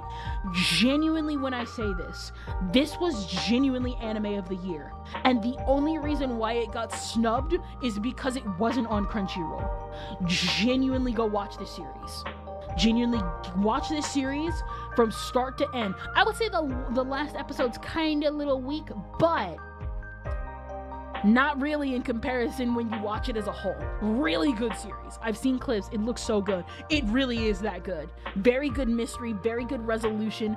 Again, kind of weird in the ending, but listen, it's anime. You just gotta roll with it. But genuinely very fantastic series. And again, Princess Tutu is amazing. If you find someone who's like, I know it sounds ridiculous, but you gotta watch something called Princess Tutu, watch Princess Tutu and then make fun of them for the fact that they were like, I know the name sounds weird. We have thousands of series in America with the dumbest, weirdest, stupidest names possible. And the moment something called Princess Tutu, the most girly pop name, comes out there, the moment you find something like this, you're immediately like, I know I'm embarrassed. However, this series is actually fire. And it's like, you just don't appreciate this series for what it is. Stop being defensive because the name is silly a little bit. It's a ballerina anime. It's be like freaking Swan Lake. Swan Lake sounds dumb if you don't know the context of Swan Lake. We have Kung Fu Panda, exactly, and people thought the Kung Fu Panda was dumb. Kung Fu Panda proved itself, and now nobody makes fun of Kung Fu Panda. That's what I mean. You know what I mean? But also, just general otaku media including psychological and magical girl series. Now, unfortunately, I'm gonna have to come out with my lie. I used to watch magical girl series as a child. However, due to YouTube and the fan subbing community as a whole, just not subbing a lot of magical girl series, I have not seen all the ones I wanted to watch. So I am a fake magical girl fan because fan subbers screwed me over. But I do plan on wanting to watch more magical girl series. You know what I mean? So like, I want to watch more stuff like Ashita no Naja, and I want to watch more Pretty Cure and stuff. But the series that I have watched, I love them dearly. I'm being booed. I feel shame. Boo, fake fan. Fake fan. Oh my gosh. Quabbit, really, yes, I'm sorry, I'm fake fan indeed. But I will change that, I will rectify it. No Pretty Cure, heresy. Listen, I tried watching Pretty Cure as a kid, but it was hard to get a hold of all the episodes. Genuinely, what was up with the fan subbers communities? Literally, it was so hard to find so many magical girl series as a child. And literally, it was part 1, part 2, part 3. That one important part that shows like a really plot-changing development. It's in Spanish. You're not gonna understand it. You better just Wikipedia it. Oh wait, Wikipedia wasn't that advanced. It's cool. When Mecha Anime dub on YouTube was so out of order that I hope to find them out on the plains with better consistency. Yeah, true. No Chobits? Unfollowing. Okay, ironically enough, I actually did pick up Chobits as a child. And that was the one anime where I was like, everyone was recommending it, because a lot of the anime you see here, no one recommended this to me. I would say the only one recommended to me was Kaiba by Misty Crinexia, and that was only because I thought the art style was so interesting that I wanted to look into it myself. And then I just remembered it for a couple of years, and then PewDiePie said that was his favorite anime, and I'm like, this is a sign for me to watch Kaiba. Ironically enough, you don't have to look up Crunchyroll to actually watch these episodes. Believe you me, you can definitely find them not even just on the great piracy sites of old. There's literally just a subbed version on YouTube for free. Oh, Kaiba. It's a very good series. I love psychological series like that. Oh my gosh. Very, very good series. So patch Japanese dub. Patch Japanese dub? Yes. Maybe? I'm not sure. What was I saying? I forgot what I was about to even say. I need to make a confession. I didn't start with harem and ecchi anime. I started with full dark anime on accident. That's what I was saying. I was talking about Chobits. So all the anime you see up here was something I was not recommended. I just picked out on my own. The one series I did get recommended was Chobits back in the day, when Chobits was still like in the mainstream, and it still is in the mainstream, but when people were more actively talking about it. And I picked up the episode 1, and I didn't like it, weirdly enough, because I do like Chi, and it was weird because I like Clamp, and I like stuff like Holic, which is one of their other works, but I could not get into Chobits. Then I think the vagina on switch freaked me out. I can't wait for Siren's anime. Siren? Oh yeah, that's right. I did see that one. You were talking about that in the sub earlier. And not the sub, I meant to say the Discord. Yeah, no, the vagina on switch was like, I mean, I guess. Isn't that technically assault? And then I realized to myself, who cares, it's anime. And then I just clicked off. And, yeah, I never talked about it again. It's still cute. I think the opening theme is okay. Wish it had more lyrics. Yeah, that's pretty much about it. Chobits is hard to get in because of the on-switch. Holic is a banger. Bro, I will always play 19 Sai and Are no Yume. So freaking good. I loved Holic so much. That is the one series I need to actually go back and like really finish, because I didn't finish it because I found out that the anime doesn't cover all of the manga, but like the manga came back from hiatus recently, so I might just pick up the manga again. Riza Our Chronicles. Huh? Oh, Reservoir Chronicles. I have not heard of that. Are you talking about Tsubasa Chronicles? Hey, I'm one to speak. My experience with anime is watching a few when I was too young to understand anything, and then listening to you. I'm dead serious. I like what the heck is a Tokyo Ghoul. To be fair, everybody in the anime community collectively agrees that Tokyo Ghoul was like literally the third bomb. Was it? I recommend patching the Japanese dub when playing Zone of the Enders on PC SX2 or HD version. Holy shot, Tsubasa Chronicles. Taubasa. Yep, Tsubasa Chronicles is in manga name. Oh, okay. I've only ever known of it as like Tsubasa Chronicles, so I thought Reservoir Chronicles was like a different like thing entirely. Okay. I just love the fun fact about Tsubasa Chronicles being connected to Holic, and it's like, now, Clamp. Why do these two clearly characters with brown hair, their son is Watanuki and Holic, so like why does he not look like his parents? And quite literally the lore reason they gave is, we wished for him not to look like us.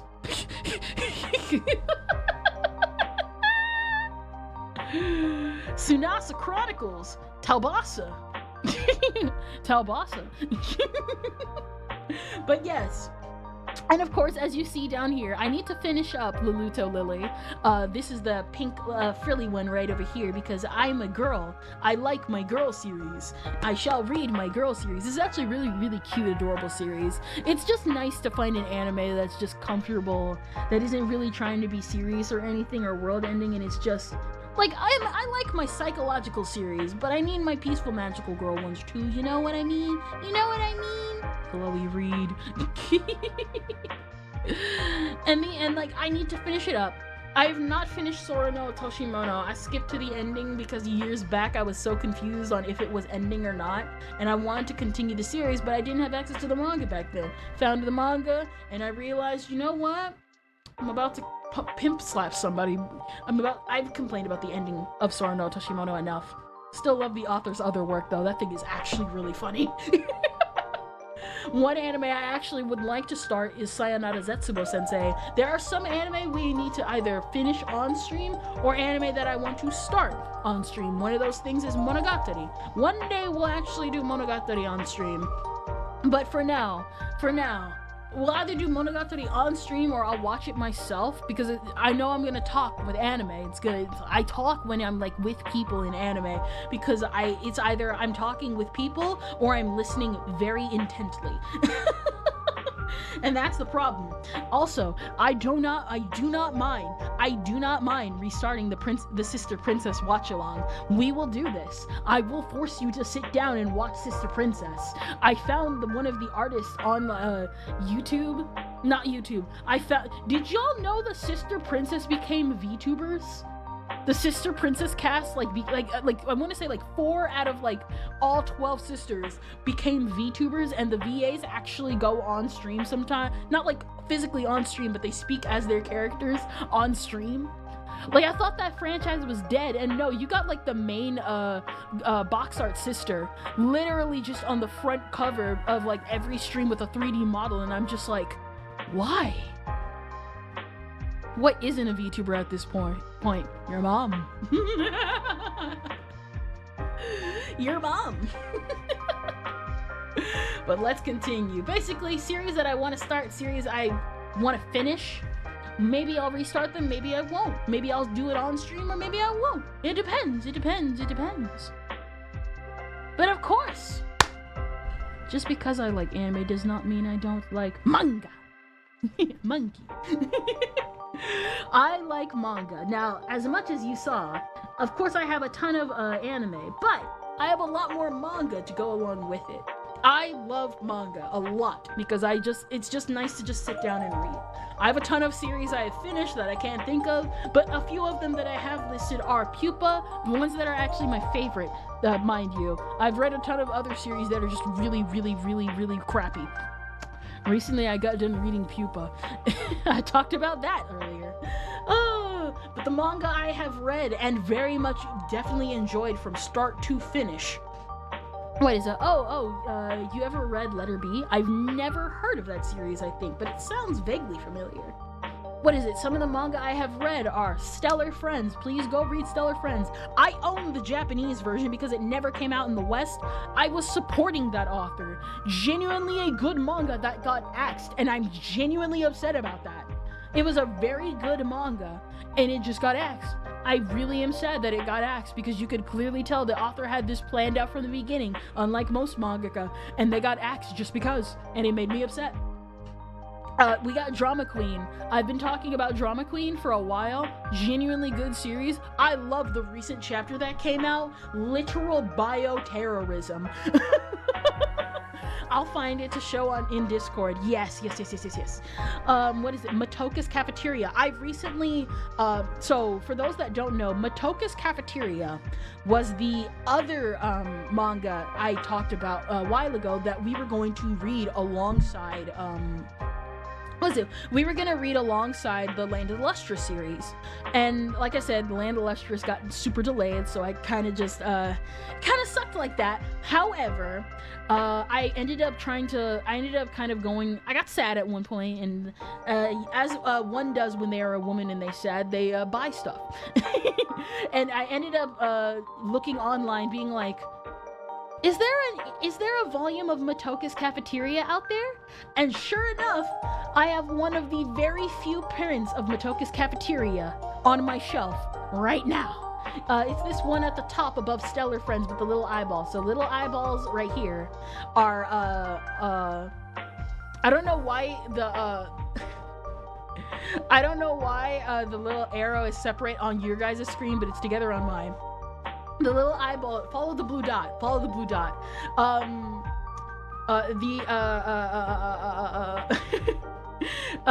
Basically, the eyeballs are Stellar Friends, and this up here is Matoka's Cafeteria. Very sweet series. It's just romantic. It's very romantic, melancholic, and I love series like that.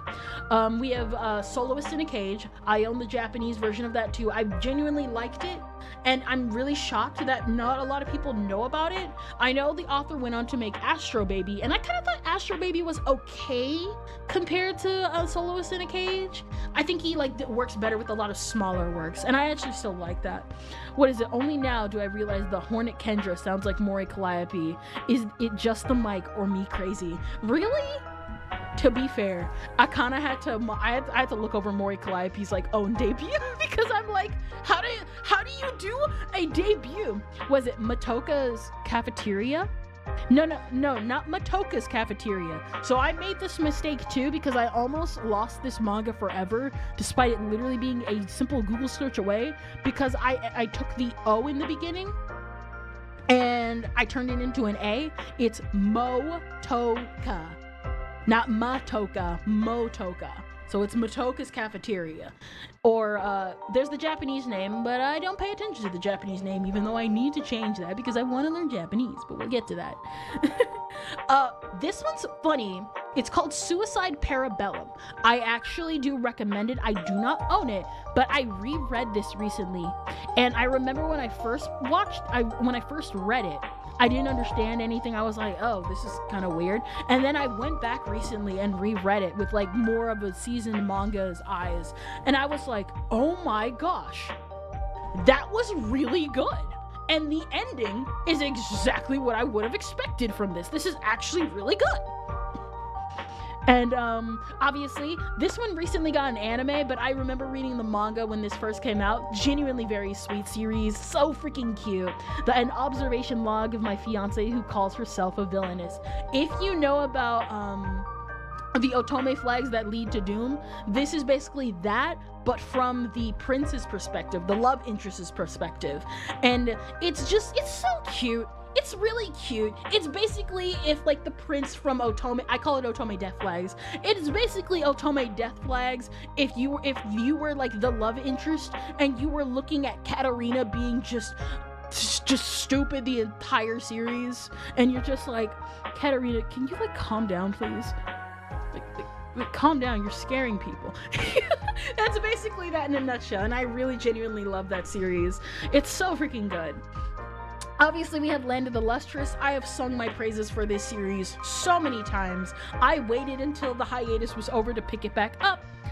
And I'm genuinely is a very beautiful series. I'm working on the slides for that now. I finished the slides, and then I wanted to add a little bit more because I found character sheets. I found character sheets, and I want to share that.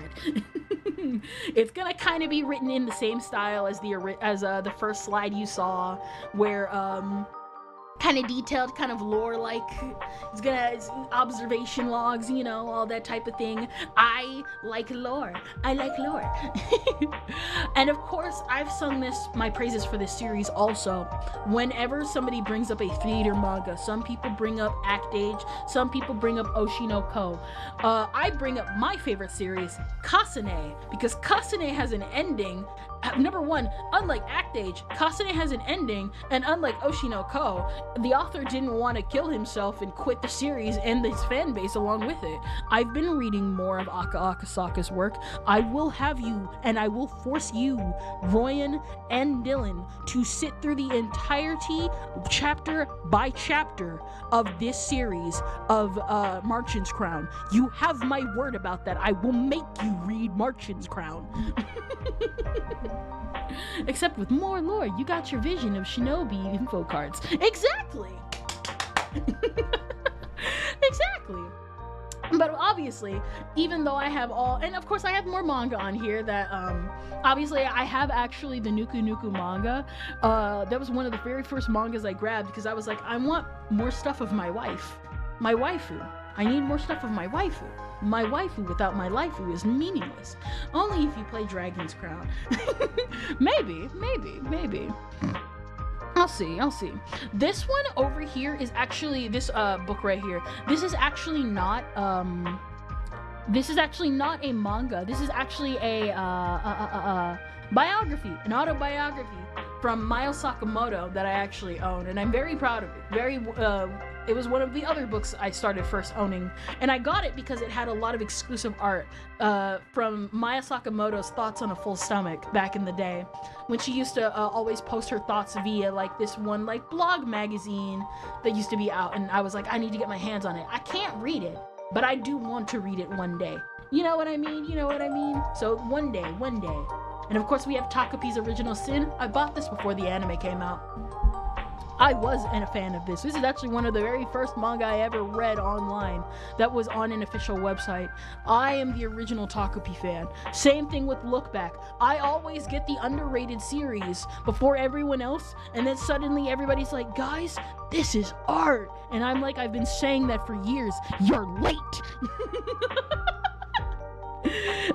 And this book right here, some of you can read it if you can speak Japanese, but this is the Mawaru Penguin Drum Anthology series, where it's basically, it came out when the series was originally running, and I was like, you know what, I'm grabbing my hands on this because I love me some Penguin Drum, and there's a lot of exclusive art by other artists who love the series as well. And of course we have Scribbles. This is actually we'll get into that section too, but this is actually an art book I own called Scribbles that I saw in my local Barnes and Nobles, and I kept seeing it, and I might get the second edition too, but it's just I really liked it for the detail. Very peaceful, just a bunch of doodles people do. It makes me realize like how advanced people's doodles get when they become more professional as an artist, and I'm like, you know what, I need to get to that level. And of course I have Manga Theory in Practice, but this is, it's a JoJo book by Araki, and I read it sometimes. I read it sometimes to get like kind of an understanding of like the mind of a mangaka, to like how do you create your characters and stuff. And this book over here is just a Land of the Lustrous book. It's this one over here is also a Land of the Lustrous book because I ordered all of them. So these two over here are Land of the Lustrous books that you can't see on the side, and this is a Land of the Lustrous art book as well. So I own not Land of the Lustrous itself, but I do own a lot of the art for it. So yeah, I'm still debating if I want to get the manga in English or in Japanese. So I'm deciding still. But of course, obviously, y'all are seeing a little bit of non-manga here as well. So we got Space Boy and Your Letter. Space Boy is one of the first, is actually a Webtoons comic I have been eyeing for like a while. I've been reading it for years now, and I just love it to death. I love this series a lot. Unfortunately, the author, Stephen McCraney, he lost his contract with Dark Horse, so I was trying to aim to get all the current volume omnibuses that were out, and they just don't have them anymore. I just gotta wait until he finds a new contractor to turn these into books.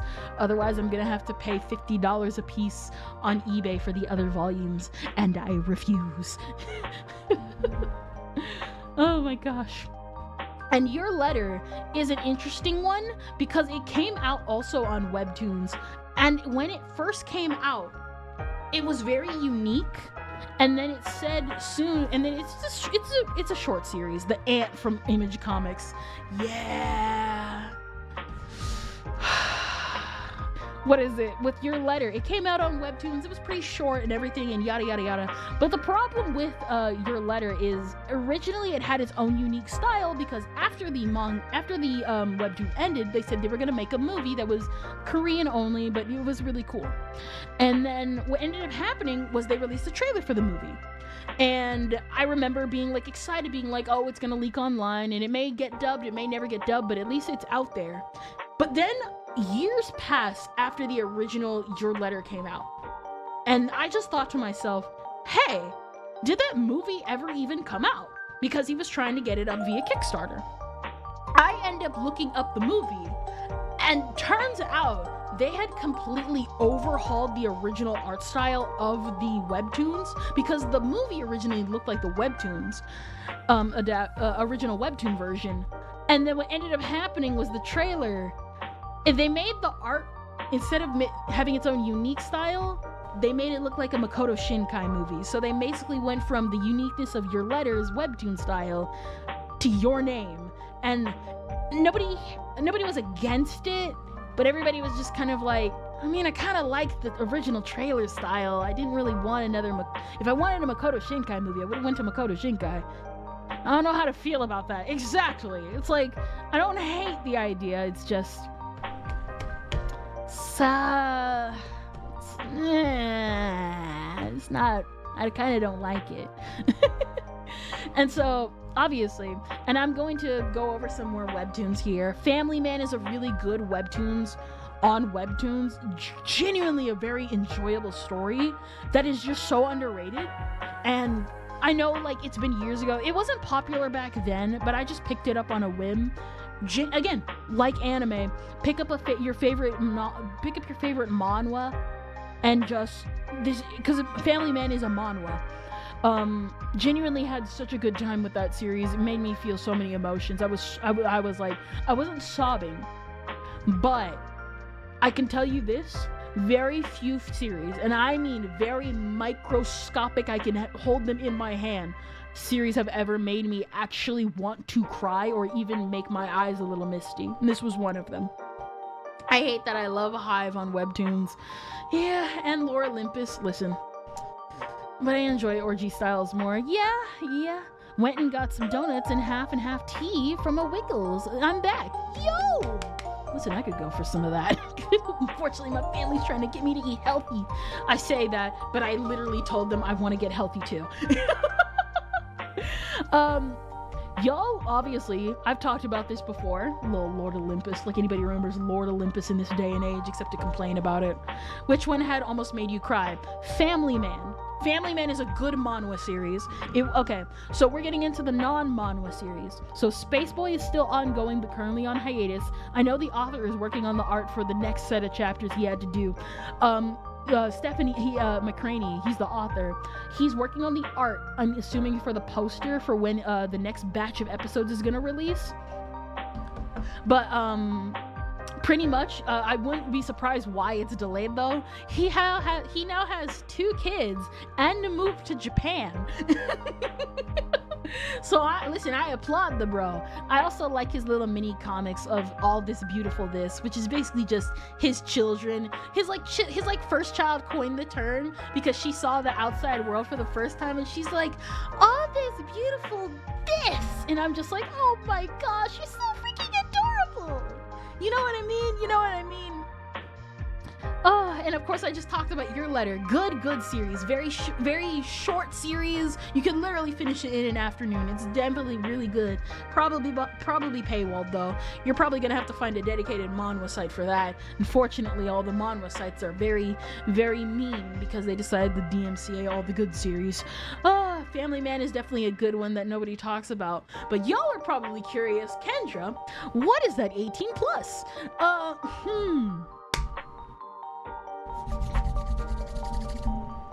There is a series that I have kind of alluded to in the background every once in a while, and I'm literally wiggling my hands like Kazuma right now.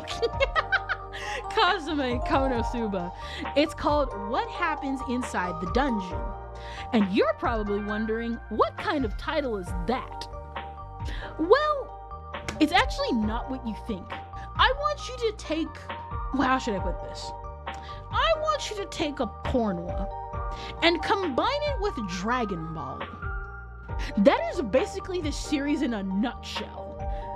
And it's genuinely good. At first you come in and be like, ha ha ha, sex joke. And then by the end of the series, you're just like, move the sex out of the way. I'm so invested in the plot right now. Like, I'm genuinely serious. is, can you pick up girls in a dungeon? No. It's a manhwa called What Happens Inside the Dungeon. This is probably the first time I've ever picked up an actual adult series and just had a good time. Genuinely funny protagonist. It's like an entire female cast. Like, there's a guy here and there, but it's genuinely the goofiest, dumbest series that genuinely by the end, you're just like, I am actually invested in this plot now. Listen, what happens inside the dungeon stays in the dungeon. I was genuinely invested in this from beginning to end. Unfortunately, I know, if I remember correctly, Lennon is the one that has the rights. So you're probably gonna have to go on the hunt for this, unfortunately, because there was a Mangadex entry for it. It's been completely demolished and taken down because of the whole DMCA's manhwa companies have done, and also the fact that there's also the fact that Batu was shot straight in the head, Kennedy style. So you're never gonna find that again. Outside of that, Salty Studios is definitely a very sweet romance series, very beautiful art style too. Unfortunately, it's actually no, not unfortunately. It's on Webtoons, and you didn't hear it from me, but they forgot to paywall it. So I suggest you go read it before it's too late. They haven't paywalled it in years. Genuinely go read it. Seriously, you could finish it in a week. It's such a good series. If I could, this is actually one of my issues with Webtoons, is the fact that in like Korea, they actually do publish these. Like, it's not like it's not like with manga, where some series that are more popular or some series that at least have a decent following get like translated, and some of them have a digital release and some of them have a physical release. No, some of them and like get them translated in America. No, it's not like that for Webtoons. They'll get them, translate them, and then only leave them on the platform when there's literally an industry of literally promoting the physical media of like getting this on platform and giving money that way. I'm assuming there's probably licenses and stuff involved, but I think it's such a waste to like have these like genuinely small or famous Webtoons and then just like not releasing a physical version in some capacity. I just think it's kind of sad. Because like there's genuinely like good series out there that have had a physical release that are just blocked because they were like, well, we want to keep everybody on the platform. Like, at least with manga, at least some of these series do get released, but you genuinely have to import. And like for me, I like smaller niche series, so I don't expect all my small niche series to actually be physically released. I can at least expect my bigger series to get a physical release at the very least. But as we're coming up, there's a series in Webtoons called Yumi Cells, and Yumi Cells just does not have an American release, despite being so popular enough to get its own like live action adaptation and had cafes on the wazoo, like pop-up cafes everywhere. And it was even famous on English Webtoons for like a hot solid while. And they just never did a physical release of it in America. And I'm actually genuinely upset about that. Yes, Yumi Cells is good. Now, I will say, the first couple of chapters of Yumi Cells is really bad. It's one of those, it's kind of boring, but like it really starts picking up at like, I would say Yumi Cells picks up after Ruby's introduction and like really carries on from there, because that first chapter was boring, like really boring. Like really, really bad. But like you gotta get past the one chapter. And I say this as someone who nearly read through Yumi Cells twice. That first chapter is rough, but it was also the writer just, getting their stride and stuff. What is it? Pornwa is still untouched by DMC, I think. This one got hit because it was a Pornwa and a shonen. Unfortunately, what happens inside the dungeon is an exception to the rule. By the way, there's one anime this season you might like for the art, Kendra. Oh, Ventus, you're here! I'm so sorry! Amateur move.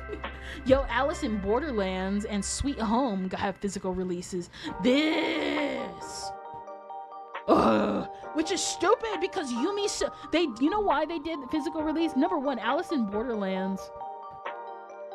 Alice in Borderlands is a manga, and Sweet Home was just crazy popular. Like, I understand why it's crazy popular, but how do you adapt Sweet Home? And how do you adapt something like Sweet Home?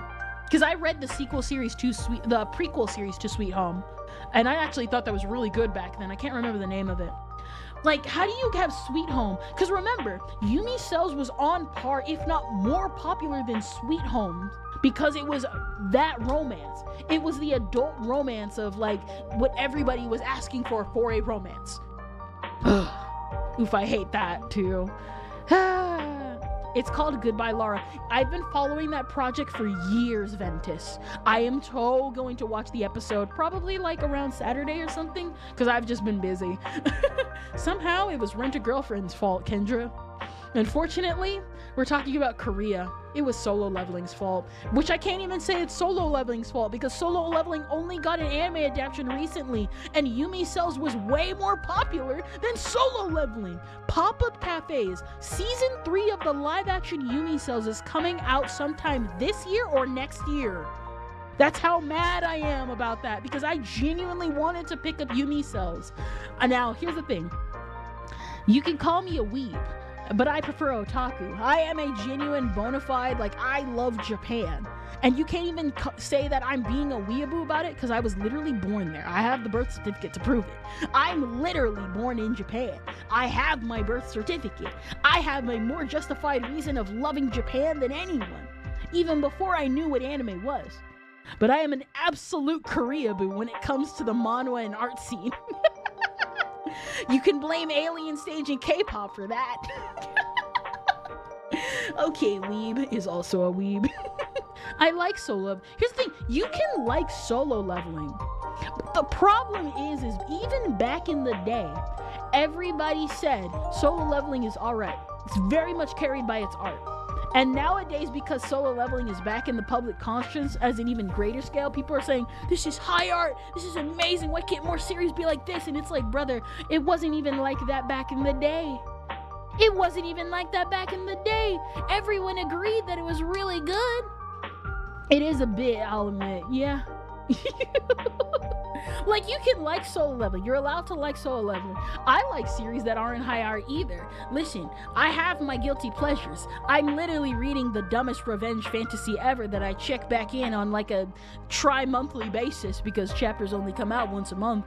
It really is Jingle Keys the anime. Pretty much. Like, we all have our guilty pleasures out there. The problem is you're pretending that your guilty pleasure is not like my guilty pleasure. It was a novel, yes. I used to read it on old sites, read the light novels too. Ooh, I didn't even know it had a novel. Kendra Kendrillion, 100% otaku made in Japan, quite literally. Again, I discovered anime when I was like hitting my preteens. I was already obsessed with Japan back then. Quite literally, my mom she gave me the proposition that we might move back to Japan. I started packing my bag that day. I'm like, I want to see all the things I missed in Japan. And then we never moved because that idea got dropped at some point, and I was like, oh. Well, I guess I'll do that when I'm older. I got off high school. Listen, you and I both know that anime adaptation was a travesty, and I actually picked up God of High School while it was still running. And I was like, oh, this is actually really cool. And then the anime came out, and I was like, oh. Kind of thought they were gonna do it because so to describe the God of High School is literally opens up Soul Eater style, gives every individual character their chapter, and then they all fight in a tournament for the prize that they're going after. There's a reason why the Soul Eater formula works, of giving everyone their own individual episode. When you're introducing a cast of variety of characters, it works so well. So when the anime just kind of plopped everyone in the same field, I was just like, oh, I'm kind of bored. I'm turning this off. And I did. I didn't even finish the episode. God of Mid School versus mid leveling. Here's the thing, I would say God of High School is worse than Solo Leveling because Solo Leveling knows what it is and it isn't trying to change anything about itself. If anything, I've said this before, Solo Leveling is like mid. Go read Omniscient Reader's Viewpoint. It's literally set in the same universe as Solo Leveling and is 10 times better. Go read Omniscient Reader's Viewpoint. But we got Salty Studios, we got Winter Woods. Winter Woods is one of the very few first webtoons I ever read. It's definitely challenged my art process of what I thought webtoons should look like compared to anime, where it's like you kind of got to get used to different art styles kind of like that. But pretty much Winter Woods is definitely a good one. Obviously I talked about Yumi Cells, A Mark Against Thee, and My Daughter is a Zombie. A Mark Against Thee is very, very, very good. Was very shocked that it did not get as much popularity as it is, but webtoons did pick it up later and they put it behind FastPass, so you had to read it daily to keep up with the chapters. I have never been more captivated with a story than A Mark Against Thee and My Daughter is a Zombie. Genuinely really good series. Kendra, you're under the assumption that me, a Yu-Gi-Oh player, can read. You know what? You're right. By the way, Kendra, talking about webtoons, 2 are getting animes. I know Alexeid is getting an anime, but I never liked the Alexeid manhwa because the writing was kind of funny. So the Alexeid manga quite literally does the the Alexeid manga is, how do I describe the Alexeid first chapter? There is a literal scene where the main character saves a kid, and you'd think there would be normal dialogue or just silence because it would have been better if the main character was silent. He goes, "I'm glad I saved that kid. I'm glad I have powers. I'm glad I have powers that I was able to save that kid. Thank you for having these powers for me so I could save this kid. I'm glad I have powers. I'm glad I saved that kid."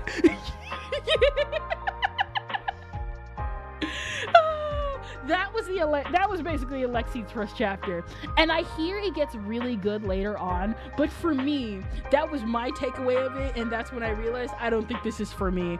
But I've heard good things about it, so listen, if you love it, you love it. What even is reading, I only understand Summoning Dragons. My only grip with webtoons are Western comics like Room of Sword are gated hard. I'm not shocked, but listen when I say this, keep them gated. Keep them gated. Keep them gated, bro. But I haven't never heard of Here You Are. It's been a hot minute since I've gotten back into webtoons. And I'm kind of miffed about webtoons nowadays because, like, they used to be really unique, but then once the villainous boom kind of hit, that's kind of all that they do now. It's all villainous stuff, which, I mean, like, corner the market, but, like, it's all literally the same. And after a while, I kind of just stopped reading. I only go back to webtoons for Space Boy, and then once the hiatus sets in, I am back off of webtoons. Yeah, Marvel wants to ob webtoons. Yeah. Please, for the love of God, gate your likes, please. Listen, I am someone who gates my likes. I bought all of this for a reason. Now, I don't have to listen to anybody and yada, yada, yada. What I'm saying is you don't want your stuff to be gate-kept until it's, the gates are open. It's considered the original Yaoi webtoon, which made them popular. Here You Are. Let me see. Here You Are. Yeah, I can see why. I'm 5 seconds in, and I already know where this is going. Ironically enough, okay. I said this earlier. I finished Pupa recently, and I've said that we're gonna, like, talk about it, but, like, I might start a hashtag about what I read and like my ratings and stuff. And so that's going to be funny. That's going to be a funny thing I want to start doing. But A Mark Against Me, I need to talk about this, and one day I need to go back and read it again, because this is one of the reasons why I ranted about stuff needing a physical release. Genuinely beautiful webtoon. This one almost actually made me cry because it's basically about this kid. He had a good life. He's in college. He's about to set his life straight, and you know he's like a little delinquent, but what happened was that he fell asleep one day after drinking out one night by himself, and he wakes up in a completely random different location, covered in the blood of like a complete murder. And what ends up happening is, without even like any opposition, he's in jail and he's on the death penalty, and the family is just like trying to fight for him. And you end up finding out what happens in the mono. I won't spoil what happens, but basically his entire life is ruined because there were so many news reporters that knew that he killed this person, that like quote unquote killed this person in this scene. And there is like 2 or 3 people there when he is like let out because they ended up retrialing the guy. And he went from this like plump, happy-go-lucky like kind of guy, and he is shriveled. You think he would have had cancer. He was that skinny in prison. That's how dramatic I can like describe it. And I think like the best chapter of that series, I guess spoilers for anybody who isn't like aware, who wants to read this and stuff, Lookism. I have read Lookism. I never really could get into it, but like I still liked it for what it was. But I think that it is a good example of like how skinny like he got. I think a good example of how really good the writing is, and how because like if you look it up, it's not the best art, but it's the proper art for this type of series. And what ended up happening was that he looks at a specific direction in the entirety of this manhwa, because obviously he had a girlfriend and they were both genuinely in love with each other. And what ended up happening was that while the mom was fighting for her son to get out of jail, the fiance is also going back and forth because she really wants to support her boyfriend to get out of prison. And during a flashback, the mom tells her like, listen, you don't gotta fight. You're skinny, you're frail, you look like you haven't eaten in days. You go out there and you go live your life. And she just cries. And she goes home. And that is the last you see of her in the flashback. Cut to this present where the MC meets her up again and calls her number. And they're both talking back and forth. And, again, spoilers. And the MC keeps looking specifically at the camera the entire time. And he keeps looking side to side, and the girlfriend goes and leaves. And he ends up speaking, and he reaches his hand to the screen, turn the screen around, and it's her baby. She got married, and he just kind of has to accept that. And I'm just like that genuinely it's making me want to cry right now because of the way it was like framed and stuff. It made me sad because she really wanted to stay, but like she had to go, and he accepted that. He didn't fight. He knew he loved the child, but she was married and she had a ring.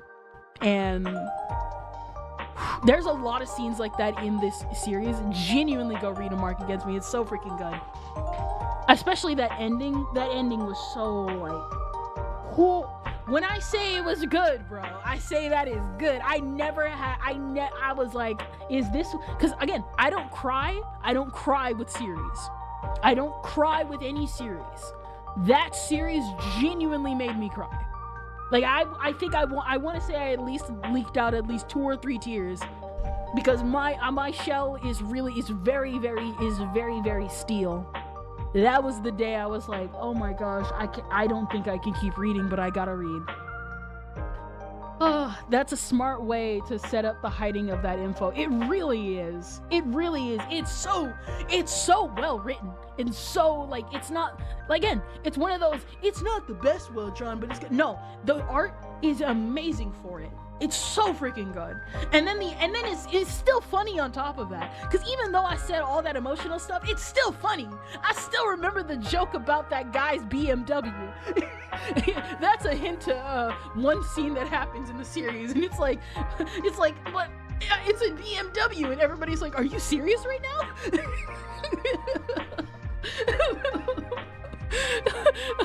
Oh my gosh, it's so freaking good. It's a good series. I really recommend A Mark Against Thee. And the same thing goes for My Daughter is a Zombie.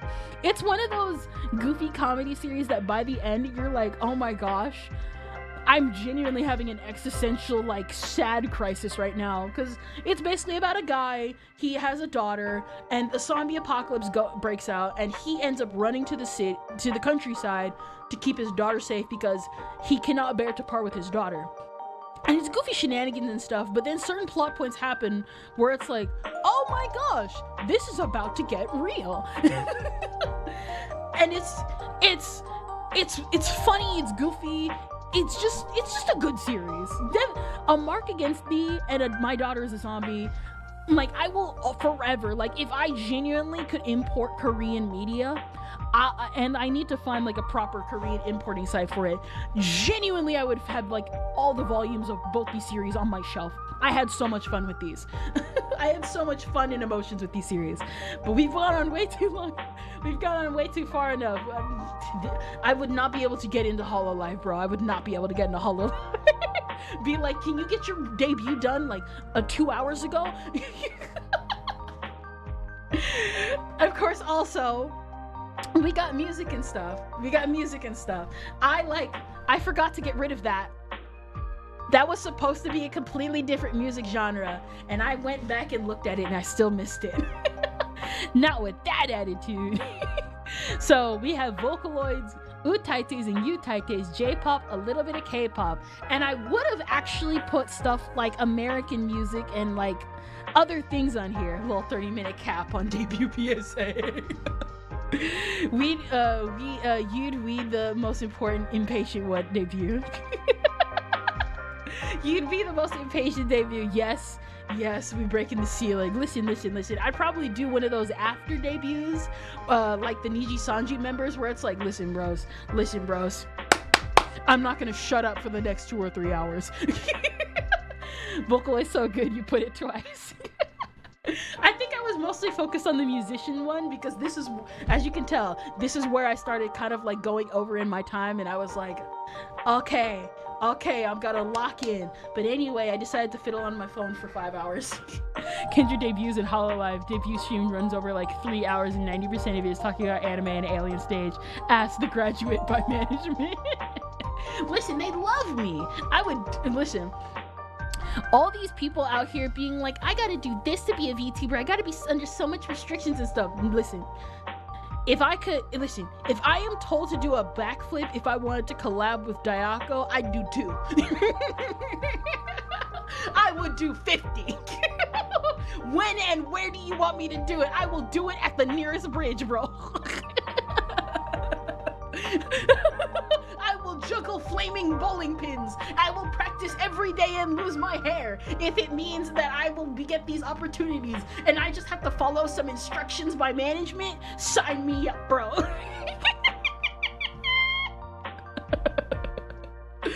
Oh, but yes, I do love music. I love each and every one of them. Now, unlike my manga collection and unlike my art book collection that we'll talk about in a little bit, I don't own a lot of stuff like this.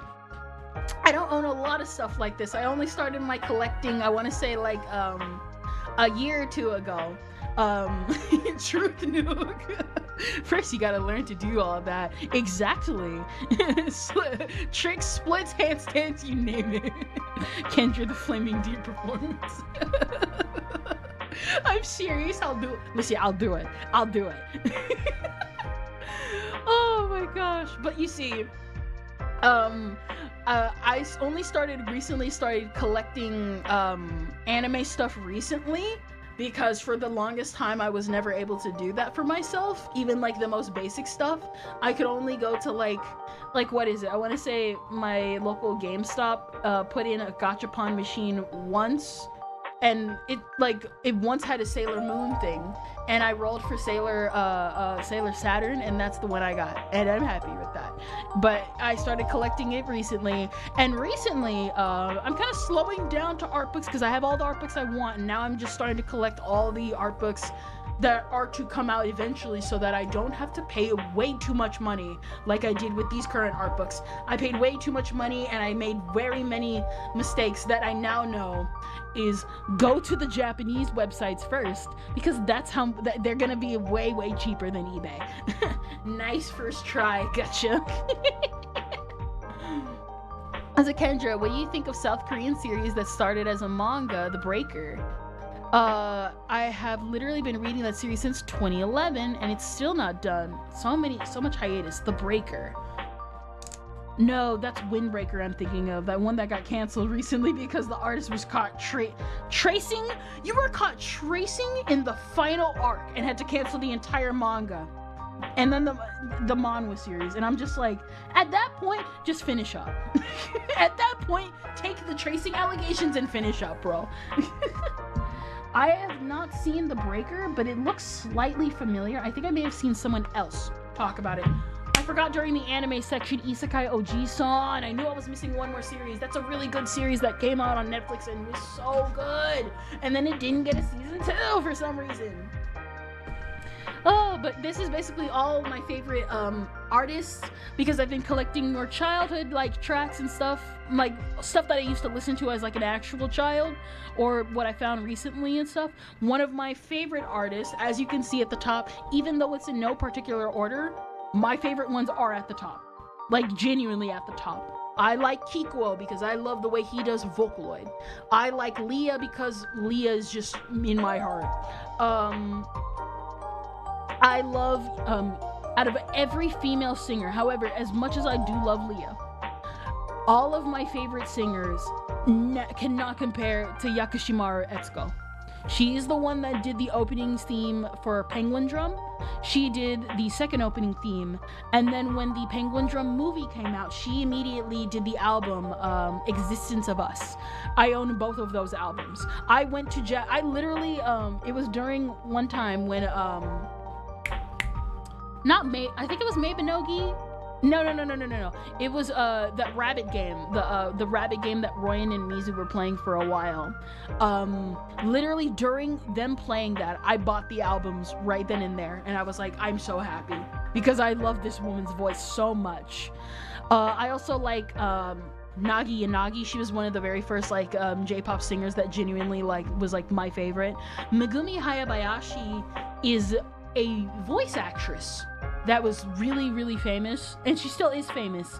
I'm pretty sure Megumi Hayabayashi did the voice of Nuku Nuku, but she is also the voice of Jessie from Team Rocket, and she is the voice of Lena from Lena Inverse, and I always forget it. What is it? I'm gonna have to look up the name of it. The Pokemon meme. Team Rocket Megumi Hayabayashi. Where is it? There's that one Team Rocket clip. Oh my gosh. What is it? Okay, so she was in Evangelion, Saber Marionette J, Magical Princess Minky Momo, Ranma 1/2, Cowboy Bebop as May Valentine. She was in Slayer, she's in Detective Conan, she's in Pokemon, she's in Nuku Nuku, she's in Video Girl I, and she was in Hello Kitty, and she was in Shaman King. Alright, there you go. Bunny and Steel? Yes! Rabbit and Steel. Yes, Rabbit and Steel. Yes. Wada Takeaki is one of my favorite Vocaloid producers as well. He kind of had an uptick at one point because of Vocaloid storytelling, and then once the story was done, he kind of just faded to the background, but he's still popular. He had his 10th anniversary recently, and genuinely he made stuff about how high school kids at the end of their as they're growing up and stuff, and ironically enough, I was listening to it at the perfect time. Genuinely touched my heart. are even as now, and is one of like the few albums I own that I bought myself a DVD CD player because I want to listen to all of this now. It's literally sitting next to me, right there. What is it? Nagi Nagi also made this one right here. This is the album that I grew up with the most. There's also the Air, the movie soundtrack. I don't like Air, the movie, but I like Air, so I bought the soundtrack because this is the one saving grace of the movie. I bought Owari no Hoshi no Love Song, and I bought the Eraru album. The Eruaru album. I love this album, and I love this album. I need to actually, I like music. And then of course I bought the Maya Sakamoto one because I'm not really into Maya Sakamoto's music. She's not a bad singer, it's just not my thing, but I think how she sings is still very beautiful. And I bought the 30-Minute Night Flight album because if you're familiar with this channel, there's a duo artist that are formerly a duo of artists called Gekidan Inu Curry, and she did the Universe song, and this is actually the special edition that has the original video. And what happened was that I was going to burn the video to put onto YouTube, but then somebody decided, so Maya came back and was like, 10-year anniversary, I'm just gonna upload the music video in HD. And I'm just like, I guess. But now I just have this music video, but I guess I can watch it on my personal computer anytime I want. The Breaker is a martial artist manhwa that's about a bullied South Korean kid that joins the hidden martial arts world of Murin by being the disciple of its most notorious master. Okay. I enjoyed Gosu more as a martial artist comic. Okay. Cool. Not too much my thing, but really good. Ira is a recent Vocaloid artist I found. I am shocked with how underrated they are. Genuinely shocked. Very weirdly shocked about that. Because their tuning is just on another level. I've already tried. I think that's gonna be my next cover, one of their songs. Very, very good. That's what I was gonna do. Never mind. AJR, obviously, people are like, who's AJR? They're actually an American band. Yes, I do listen to my occasional American music. And I actually do highly recommend them. They went viral a while ago with the World's Smallest Violin. We obviously have Eve. Eve is a very good one. He did the opening theme recently for Witch Hat Atelier. We have Millie. Millie is also a really good one. They do all the Limbus Company, Company music sometimes. AJR, yes. I saw the World's Smallest Violin, and I also listen to Bang and Inertia occasionally. I do love my American bands sometimes, I'm not fully weeb yet. Thank you for watching for 20 consecutive streams, Music Boy. Nil Fruits is definitely one of my favorites. He hasn't released anything in a while, but I was posting about Bluffman when that came out. Been listening to Overlay too recently. Definitely love Overlay. Trickle is a Utaite. I've been listening to him. Pray for Trickle. Brother got sick before his performance. He's still fighting to get up there. Stupid immune deficiency. He will be singing at Offkai. We will pray for him to make it to Offkai. Von de Shop was one of the more serious Vocaloid artists that I started listening to back in the day. I don't listen to his stuff as much anymore, but I have been getting back into it, and recently I got back into Limelight and Happy Shape. Very good stuff. Tadane Kaede and Yoshihisa Hirata that for some reason I decided to hop over. I have never seen people tackle hip-hop like them, hip-hop and pop like them. Wow, they're so freaking good. I love their stuff so freaking much. And Yomin and Otto. Obviously, we're familiar with our main girl, Otto. Literally, I need to do better because I can't have the young people doing better than me. I say young, and she's literally around my age range. And Yeoman is a very good Vocaloid producer, another underrated Vocaloid producer. Genuinely hope they get more popular one day. They only post music once a year though. And obviously, because I realized it was getting long, I had to stop. I had to stop a little bit. I had to lower myself down a little bit.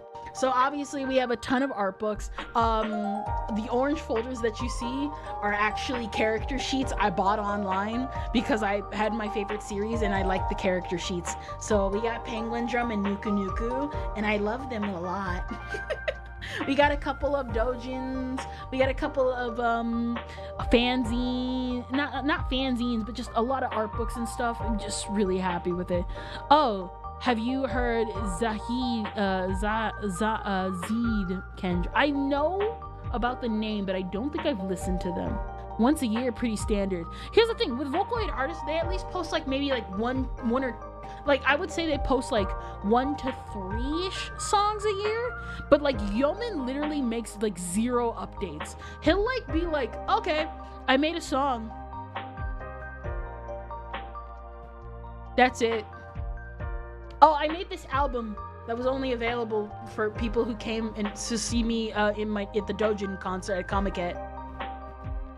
You can't buy it online. Oh, good day. Oh, very, very good artist. He drops bombs, not tracks. Exactly. So obviously I love art. I love art just in its entirety. These are all the art books I own right now, of course, including scribbles and a couple of others that you saw in the manga panel. I like to draw. Every illustration you see here, many who are familiar, these are actual art pieces I have drawn on and off screen. Obviously we have Dayako Girl. She's my favorite character of all time, right next to Nuku Nuku. We have Kikuo art. For those that don't realize, I am making a series of Kikuo art that'll show up every once in a while. I'm going to put the blush because I like it. Put this away. Minimize. Bye-bye. And then we, of course, have the duo of Hal Kelly, who recently went viral on TikTok and all that type of stuff for their song, Otsukare Summer. I made art for this. And not gonna lie, I'm kind of shocked it didn't get a lot of attention. But I had a lot of fun drawing food, so it doesn't matter. And I actually got into a lot of color stuff with this, so I'm happy with that. Doesn't matter. And of course, when it comes to games, I love my Kirby games. Unlike Kirby, unlike all of Nintendo, I just mostly like Kirby because it's Kirby. Who doesn't like Kirby? And of course, this is Blank Dream. Now, I was gonna put a bunch of RPG makers here, but I think using Blank Dream is a good representation of that because I just like all RPG maker games, or at least all the RPG maker games that I personally know about, that I think, I just love the style and storytelling of them all because they're just so raw, you know what I mean? They're so visceral with like, how like deep they go with their storytelling. And I like the fact that even though they are not the best games in the world, they're still games made by people who are happy. Oof, my stream was behind. Yuka Nanri Chiaki Ishikawa, both of them worked with Kajira in the past. Dua's Infinity, I do know about Dua's Infinity. I need to listen to more of their stuff. My favorite Inuyasha track is the one by Dua's Infinity, which makes me upset because everyone prefers the ending theme before it, and I'm like, that's just a generic pop song. I don't come for generic pop songs in Inuyasha.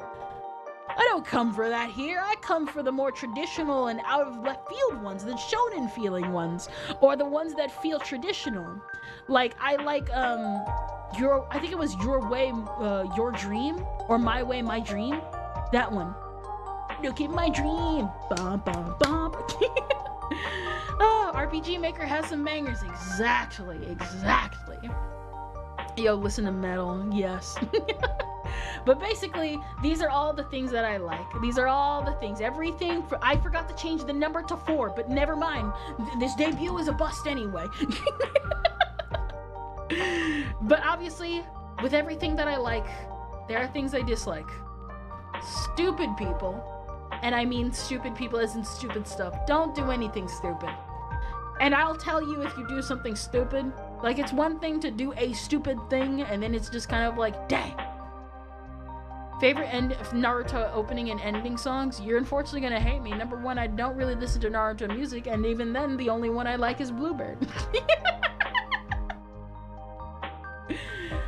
What is it? I don't like people doing stupid stuff. All the dumb people are frustrating. Exactly. I hate dirty things. Unfortunately, I am a bit of a germaphobe. Not somewhere where I would shield myself inside my house on purpose.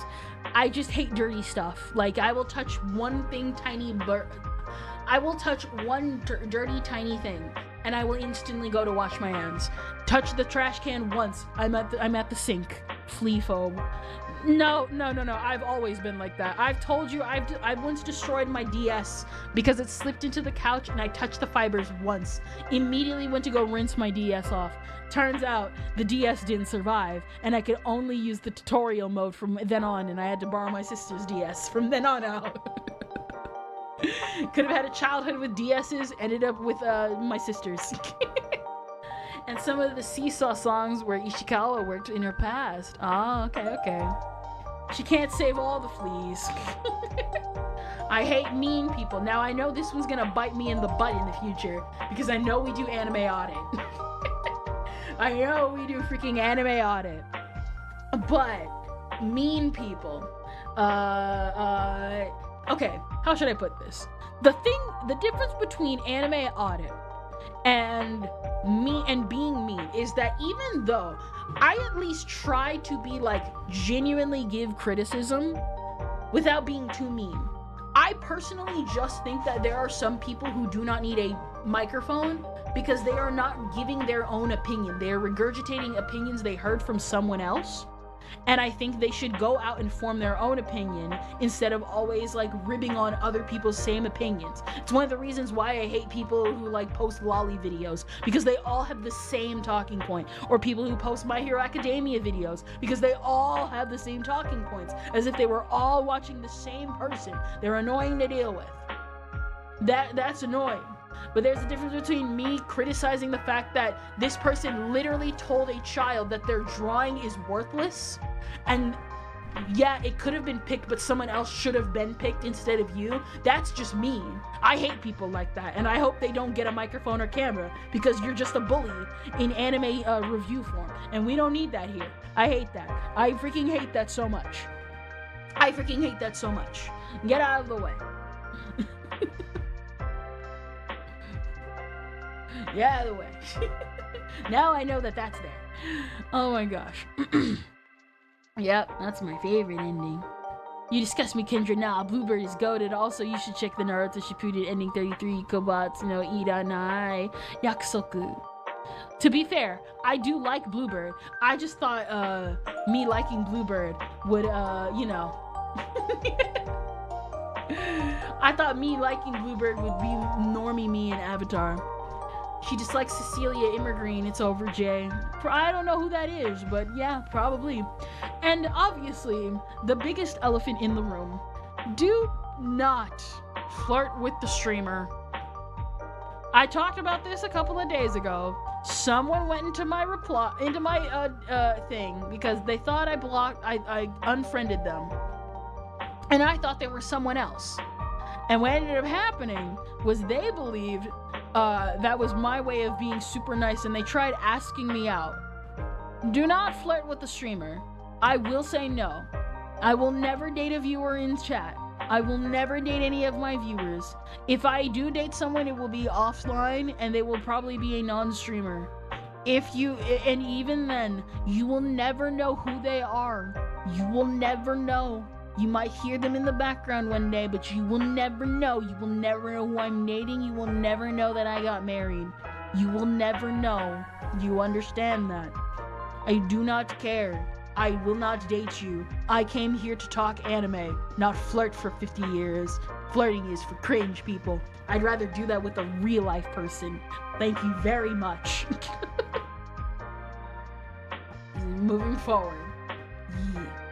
And now, for a proper reveal, y'all, I wanted to do a proper reveal for the Quabit Crew mascot, because last time I did it, this is one of the reasons why I came up with this room, because it's not just going to be the manga room, it's just going to be the announcement room. It's going to be the manga and announcement room. If I have anything important you will know. You will know. I will tell you, and it will be specific music cues and stuff like that. But this is manga. This is gonna be the manga announcement room, and this is how it's gonna be. This is how it's gonna be. It's gonna be cool. Sheep. Yes. Kendra, was it? Yes.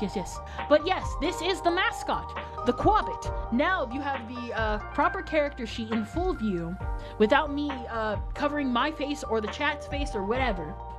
But I will give more additional facts about the Quabbits because for some reason, ironically enough, y'all have never asked any more questions about these creatures that are literally supposed to be representations of you. Why? I have so many interesting fun facts. In fact, I'm gonna read them right now. Creatures found online representing the observers, aka you. You are the observers. They come in all colors, but the most common color is blue. This is the hex code. All the Quabbits hex codes, if you are doing blue, they all come in the hex code color of 9CCBFF. That is its color. Every single time it is blue. It can come in any other color, but this is the main default color. I am not someone who's strict on lore and stuff like that, but this is the #1 lore thing that will always matter. Do you understand? Exactly. They're frequently seen eating hard rocks called a crystal quab. And for some reason, none of you asked what a crystal quab was, and I've hinted at this for a hot minute, which upon further investigation are actually Quabbit eggs. In short, you're all cannibals. You're all cannibals.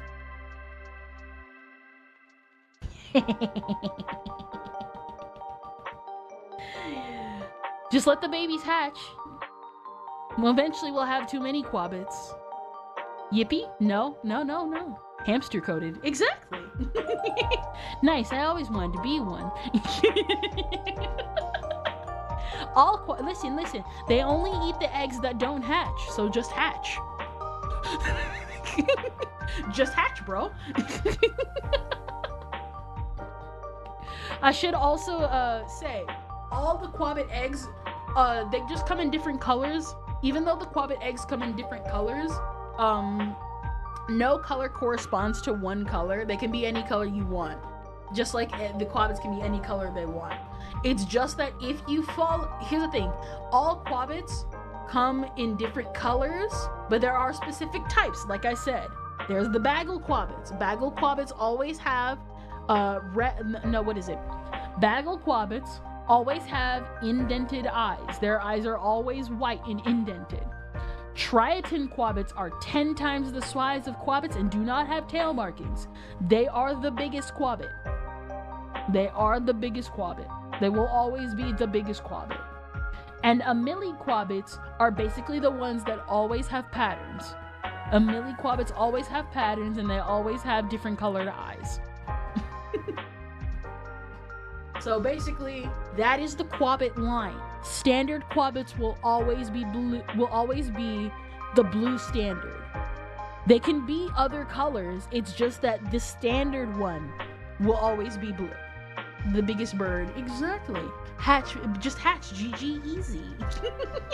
Just hatch, forehead. Wrong answer, forehead. But earlier, as you all saw, and as you saw from the slides earlier in the beginning, we have a new member of the party. We have a new guy in the party now. I've been trying to introduce him for years, but I have never had a proper way of introducing him. I might turn him into a little plushie I keep with me every time we do a movie night, or for my desk, or with next to the Quabbit plushie. But here you are, y'all. Meet Noir. Noir is a virus. He has been one of my oldest OCs. He has been alive as long as Quabbits have been alive.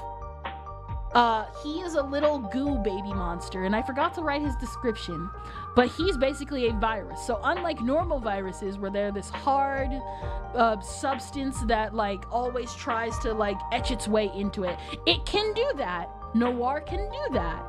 But also, Noir is a virus type creature that can kind of mold into itself at any time. It just decided to take the form of a cat. And at any time it wants to fly, it does its little thing. Now, the thing is, if you're noticing, this is a pretty old sketch. This was made years ago when I asked Lummer when we did an art trade together, and I was gonna have text to speech, and I ended up kind of failing on that, and I think I ended up kind of losing the text to speech icons Lummer had for me, and I was like, dang, well, I still want to use them, and so the inside of his mouth is color coded. So these are the older sketch. This is the newer sketch. When I have the time, I'm going to make a revamped character sketch like I did the Quabbit one. So it's gonna happen at some point. I'll talk about that in a bit. So Quabbit, meet your new pal. He's gonna help me. Now you're probably wondering, why do I specifically call Noir a virus? And that is because there's actually more viruses out there. You'll meet another one soon. But I forgot to mention, you're probably wondering earlier when I mentioned visual novel. I'll show that off later when I mean the defunct visual novel, because I actually went kind of deep with it. And what ended up happening was, this was when I was making my first debut, and I actually still have a lot of my old assets from when I did that debut, so you will actually know what the heroines of that visual novel would look like. But yes, Noir is basically our new family member. They have color bars in there. They have a color bar mouth, insides and stuff. And then he lives inside of all of us. And by lives inside of all of us, I mean he lives inside me. When Noir gets nervous, he's inside the stomach. He's not inside the stomach. He's in all the crevices. He's inside of my body, and he's covered every inch of me, and that's how I'm able to be immortal. But that's a story for another day. Anyway, let's continue moving forward, shall we? So, because I have to actually talk about this, I'm gonna caught a lot of you guys off guard. Oh no, I'm using my VPN. Within your clearly immortal soul. Exactly! Let me go back actually, because I can't. You see, Noir is a creature, because they are able to mold and mend themselves in any way. They're just a tiny black body, but they basically hold a lot of power and stuff like that. So basically, if Noir wanted to, he could take on any form. He just chooses to be a little tiny cat because I asked him to. And you will see him eventually. He's just shy right now. So, moving on to commands. We're going to be talking about actual stuff that would change throughout the stream, because it's not just the what is it? It wasn't just the rooms that changed. Some rooms have changed, some rooms have stayed the same until I can upgrade them properly. Part of the reason why I'm debuting a lot of this stuff is because originally I was going to lump sum a lot of these actually, we'll talk about it later. Did you add new commands? Yes and no. Some of them I have left alone, some of them I have added, but I also kind of want to make these actually clear for everyone. On every social that we have, these are the commands. So, for all social media, just do exclamation point, and you will exclamation point socials, and you will have access to all social medias. This includes the Discord. So everybody has access. These are all the commands. You have access to Discord. You have access to Kick. You have access to Twitch. You have access to YouTube. For everybody on all platforms, this is what you can access. For those, the regular commands obviously are lurking, the playlist for the Ultra Quadrillion playlist. I finally got around to adding a proper bot for Kick, so now you can hit the Quadrillion playlist too if you want to listen to it. This is the The Quadrillion playlist is for what I always play for the most part. Anytime I am doing an art stream, I always link it in there. I'm not in your Discord. Can I have the link? That's what exclamation point Discord is for. You should be able to access it on YouTube. I have installed a bot on every platform so that you can use the commands. So basically, exclamation point link Discord, and you will be able to always use it. There you go. Stream Elements is working. Good. Everybody has access to that. Oh, lurk. You should have a, there you go, there you go. These have always been active, but I know for some people they do not know that these are something that I have activated on all platforms. So you will always have access to socials, Discord, Kick, Twitch, YouTube, depending on what platform you are on. If you are on Twitch, you will have access to the Kick command and the YouTube command. If you are on YouTube, you will have access to the Kick and the Twitch command. If you are on Kick, you will have access to the Twitch and YouTube command. You will always be able to go to different channels at any time.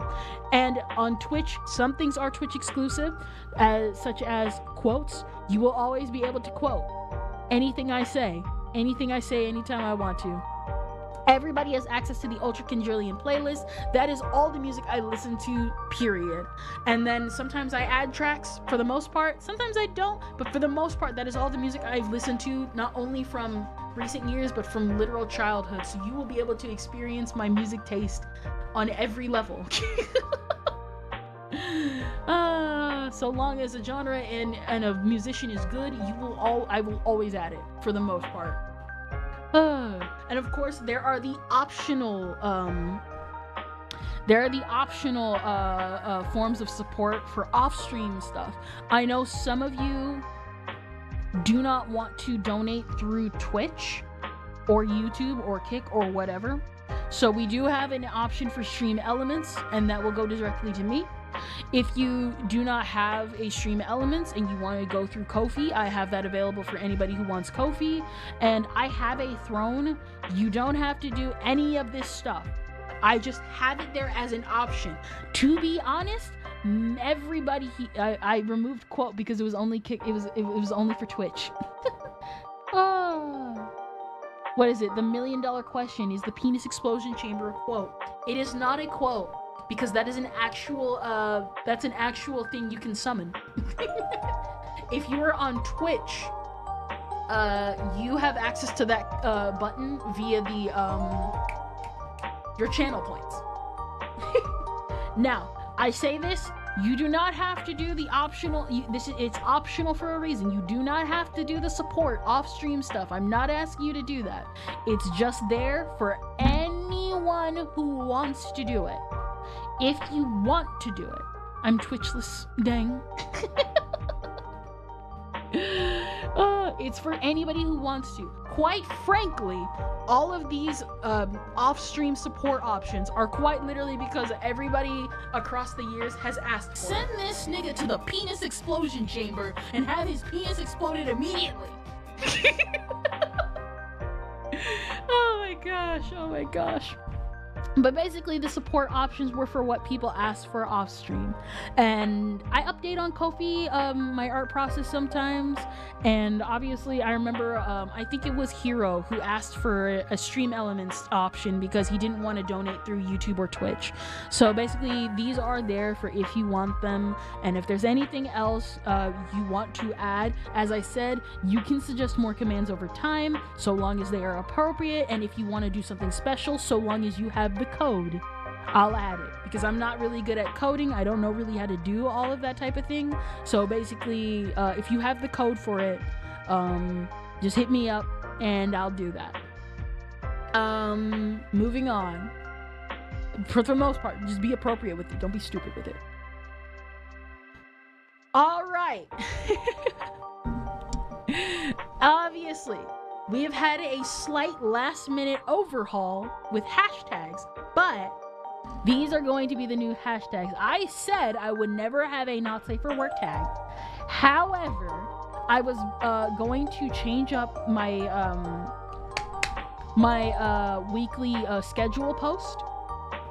And what ended up happening was I was like, all right, now that I think about this, I kind of need these to be quote-unquote on brand, so that I can actually, so that people know who I am. Because unfortunately, I need brand recognition because I'm doing most of this by myself and people need to know who I am. So, Dearly to Be has been changed now to Dearly Kendra. Or I can change it to actually Dear Lee Kendra.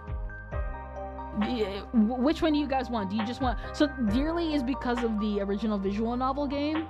but I could also change it to dear, like actually dearly.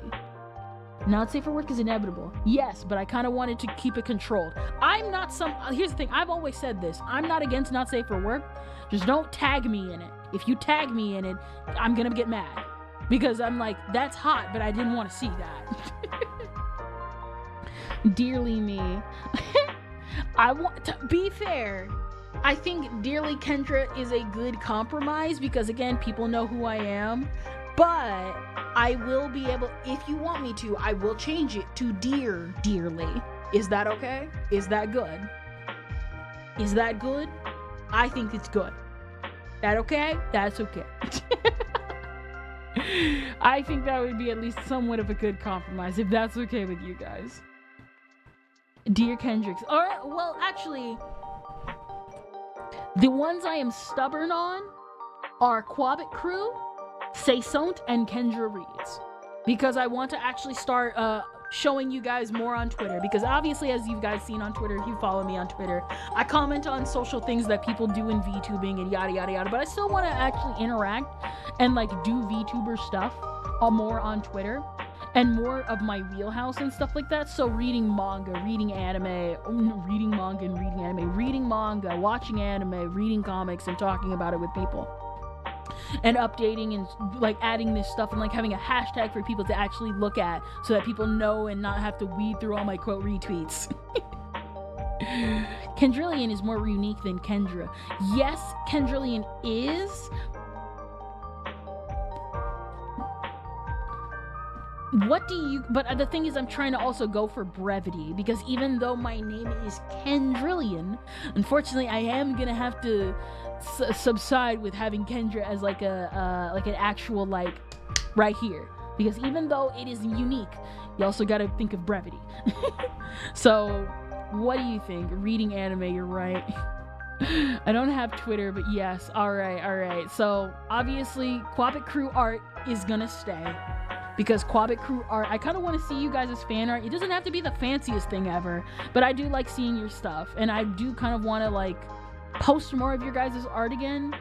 I don't have a lot of it, but it'd be nice. It'd be nice. I try and like keep track of all of them and like store them in my fan art folder. And I really like that. Brevity is better, unfortunately. Yeah, that's how it is. Which is why the longest one will always be Quabbit Crew art, only because the Quabbit Crew will know. They're gonna be the only one. Or mostly because if I do the KK art, people are gonna look at me sauce, unfortunately.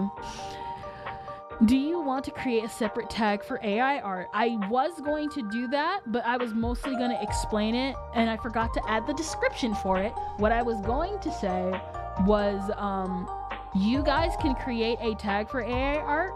I do not support AI, but I also am not a staunch hater. I'm not a staunch hater. So, you guys create your own hashtag. Tell me your hashtag, and I will say it's the unofficial hashtag, and then I will carry on from there. People are gonna hate it, but like there's a reason I made an AI section in my Discord. Not because I support AI, but because I know y'all want to post it, and I do kind of want to see it because y'all do actually make some good stuff. Sorry, the inner demos got out. Listen, I understand. Listen, it happens. The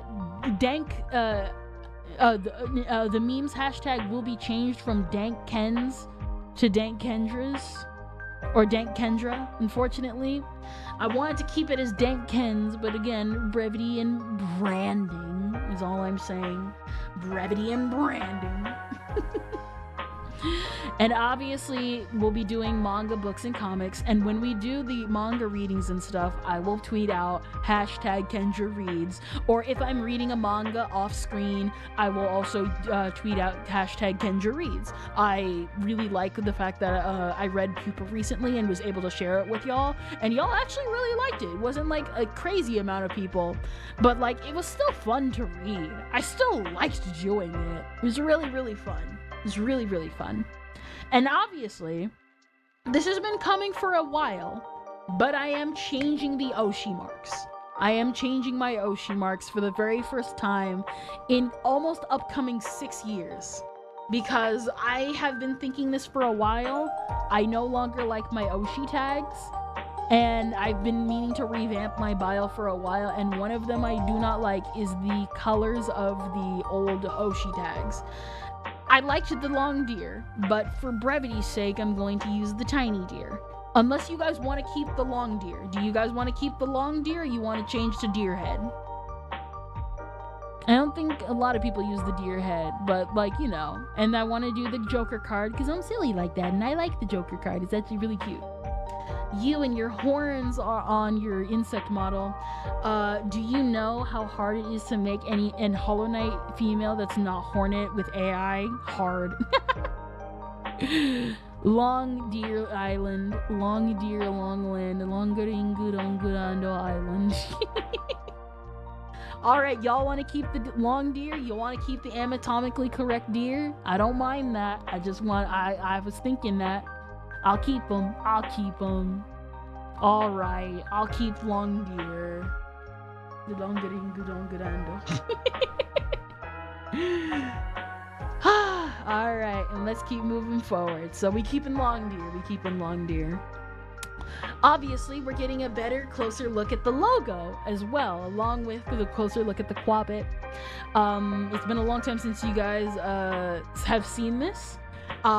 For those that do not know, and I'm pretty sure that's most of you, I've actually always had a black and white version of this logo. There is a high likelihood I will redo this logo to be a lot more coherent, that the bell is supposed to spell a K, but because I was lazy because I worked on that bell way too long, I need to simplify it.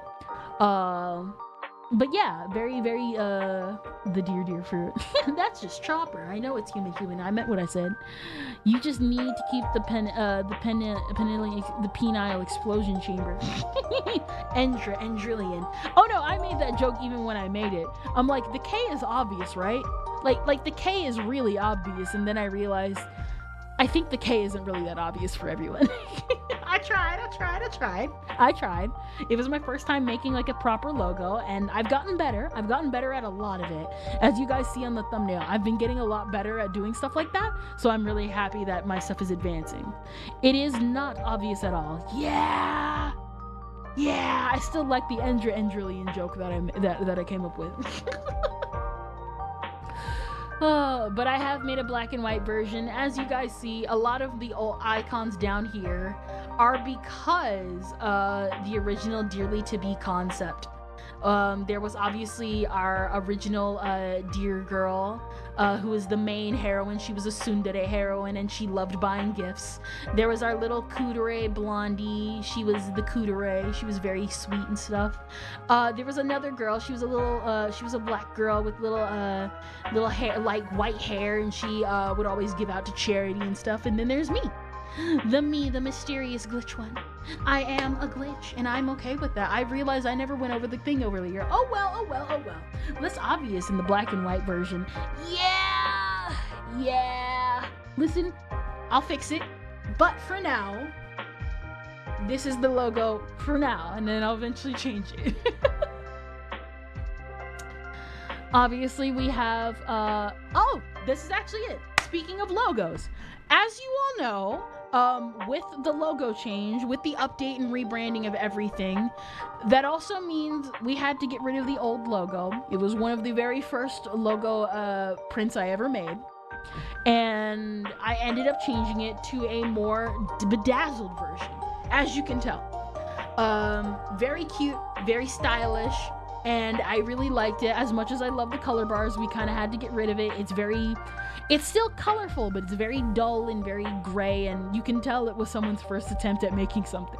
It was my first time using the airbrush tool, basically. And we had to get rid of it, and I came up with this more flatter, uniquer design that was very, very nice. It's very nice, as you can tell. I can tell you like it. What you think about it? What you think about it?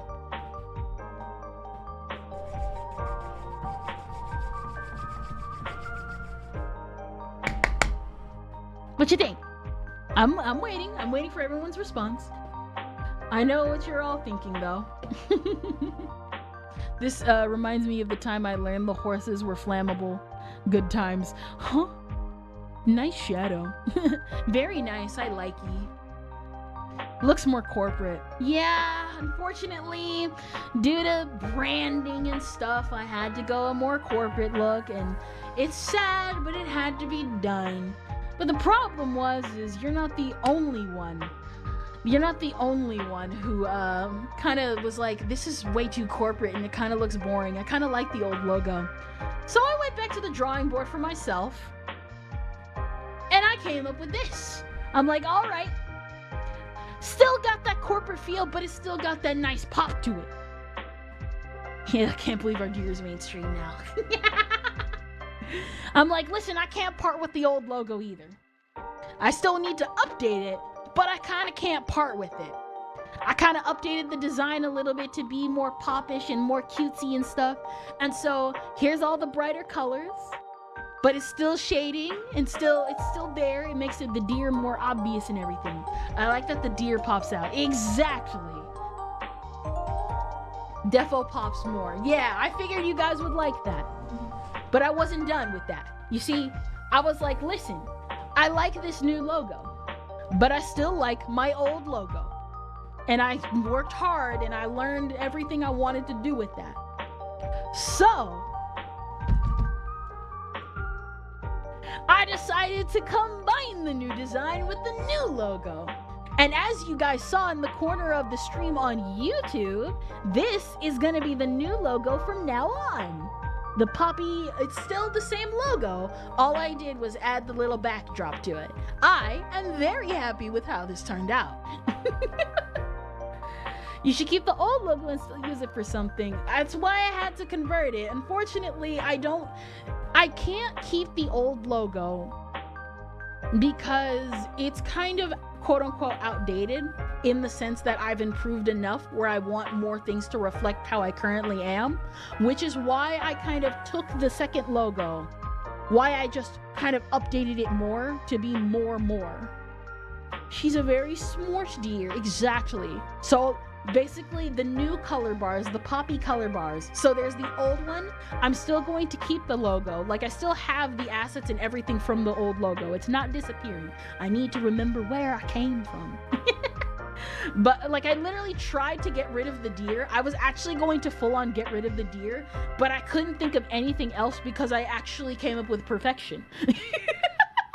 Unfortunately, I made perfection. And so all I did was just edit it to be more, so that I could actually use it in stuff, because the original deer, if I didn't make the original deer on a vector layer to like actually properly have that in places, whereas this one is a vector layer deer, at least for the most part, so that I can actually move it around and stuff. I had to clean it up because I had to add the brown border, and I was like, oh, this sucks to clean up, but that's probably y'all didn't notice this, but if y'all saw Anime Audit, I was looking to the side a lot for the recent Anime Audit, and it was because I was working on this.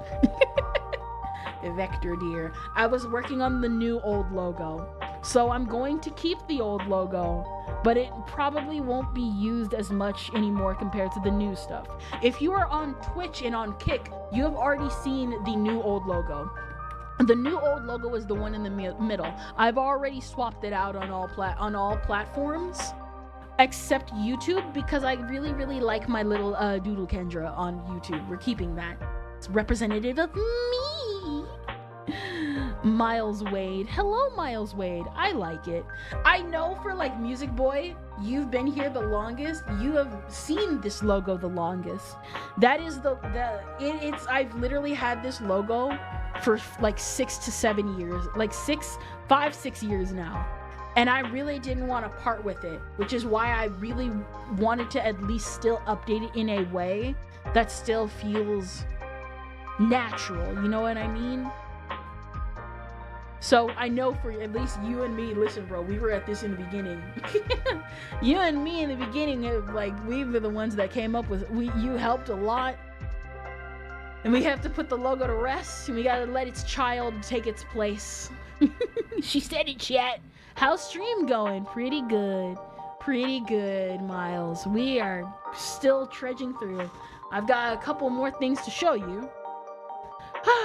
So as a result, we had to move on from the old logo to the new logo. So these two logos over here are going to be the more permanent logos that you see from now on until the next group of people coming in are like, guys, I think the old logo was better, which I don't know how I can advance more than this. This is literally perfection.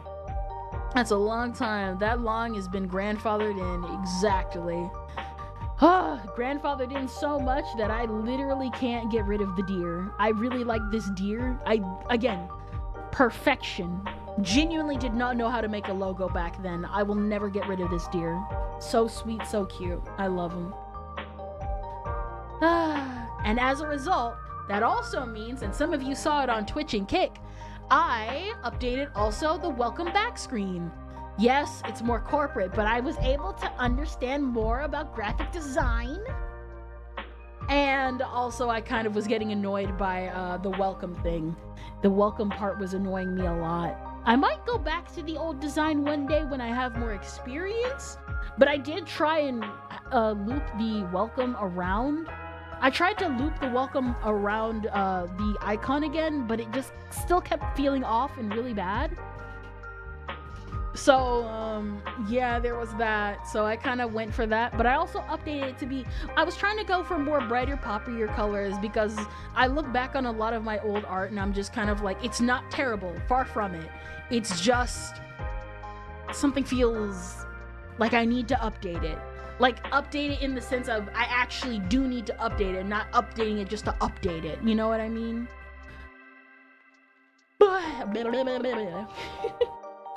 So this is the new welcome stream from now on, or something. Like the new Firefox logo or something. I mean, here's the thing. The Firefox logo is bad because it was literally like, you actually reach perfection. Why did you change it? Like, why did you change it? You literally had perfection and you still somehow you made it worse every single time. With this one, I at least tried to keep it. I tried to keep the blue in the new logo too. And that kind of failed miserably because it made all the letters and everything blend together because I used a lot of bright colors already. And so I've always wanted to use the yellow. I wanted to keep the yellow from the original welcome logo into the design of here. And if you guys have noticed, I have been using this logo in my art recently. For when I want to give credit to my own work and stuff. So it's literally a multi-purpose logo. So it's the logo for me as a quote-unquote brand, and the logo for me if I'm crediting myself with art. And you have seen that around recently. So there's a reason why. If you are really attached to your logos, maybe at some point you should create a background or something that has all your logos you have used over time to show your progress. I am actually going to do that. I need to update my website. I need to update my Wix website that has all of my stuff. I'm thinking eventually I am going to learn to code and eventually have just everything that I have done over the years, because I genuinely enjoy making these types of graphics and stuff. And I'm just gonna keep having that up so that, because I know for some people, they'll be like, oh yeah, you definitely improved. But like, I genuinely enjoy all the stuff I make. You're talking with someone? Yes, I'm talking with chat, Miles. If you look over to chat, if you look at the screen, there's a chat box going on right now. And you're right there. You're all the way right there. But also, with the upgrading of this, as you guys saw on Sunday night, I know a lot of you really liked it, we have a brand new schedule. This is going to piss a lot of people off, but it also might not. I'm going to say it like this. This was one of the reasons why I actually almost quit VTubing. Yeah, you're streaming on YouTube too. Yeah, I am. Don't let them know that. I need to keep it a secret for a little bit longer. I actually am not joking about this. This is actually one of the reasons I nearly quit VTubing. And this is also one of the reasons why I decided to do the upgrading as I did. So, oh, that's great. Nice, thank you. One of the reasons why I struggled with VTubing was because I hated fighting with my old schedule. When I made my schedule originally, it was very disorganized in a way that it was just a chore to always think week to week, what do I want to do? How do I organize this? I gotta close all these tabs to get to these tabs. I gotta close this to get to that. I gotta open this to get to that. I have now reorganized and revamped my entire schedule because I hated that old schedule so much. You guys have no idea how like really annoying and exhausting it was to go through that schedule week to week, day by day, and why sometimes the schedule just would not come out on time. By the end, I genuinely was so exhausted, I was almost gonna quit VTubing if it meant I no longer had to do that. There was also the icons that I didn't have to add, but I wanted to add. And with this, I have permanently solved my solution. Get rid of all the icons, get rid of all the what we're gonna play, and you're just gonna get words. You're just gonna get words. But in the meantime, you're gonna get a nice graphic. These are all the graphics you will always see whenever I do something. Your model is pretty cute. Thank you. Words are all we need. Exactly. And also, fun fact about this, you're probably thinking, wow, Kendra, this schedule looks amazing. Who did this for you? Me. I've told this story already. But there was a popular artist, I'm not going to say who their name was, that did the schedule for some of the most popular VTubers. You probably already know who I'm talking about. We're not going to name and shame. Make your bag.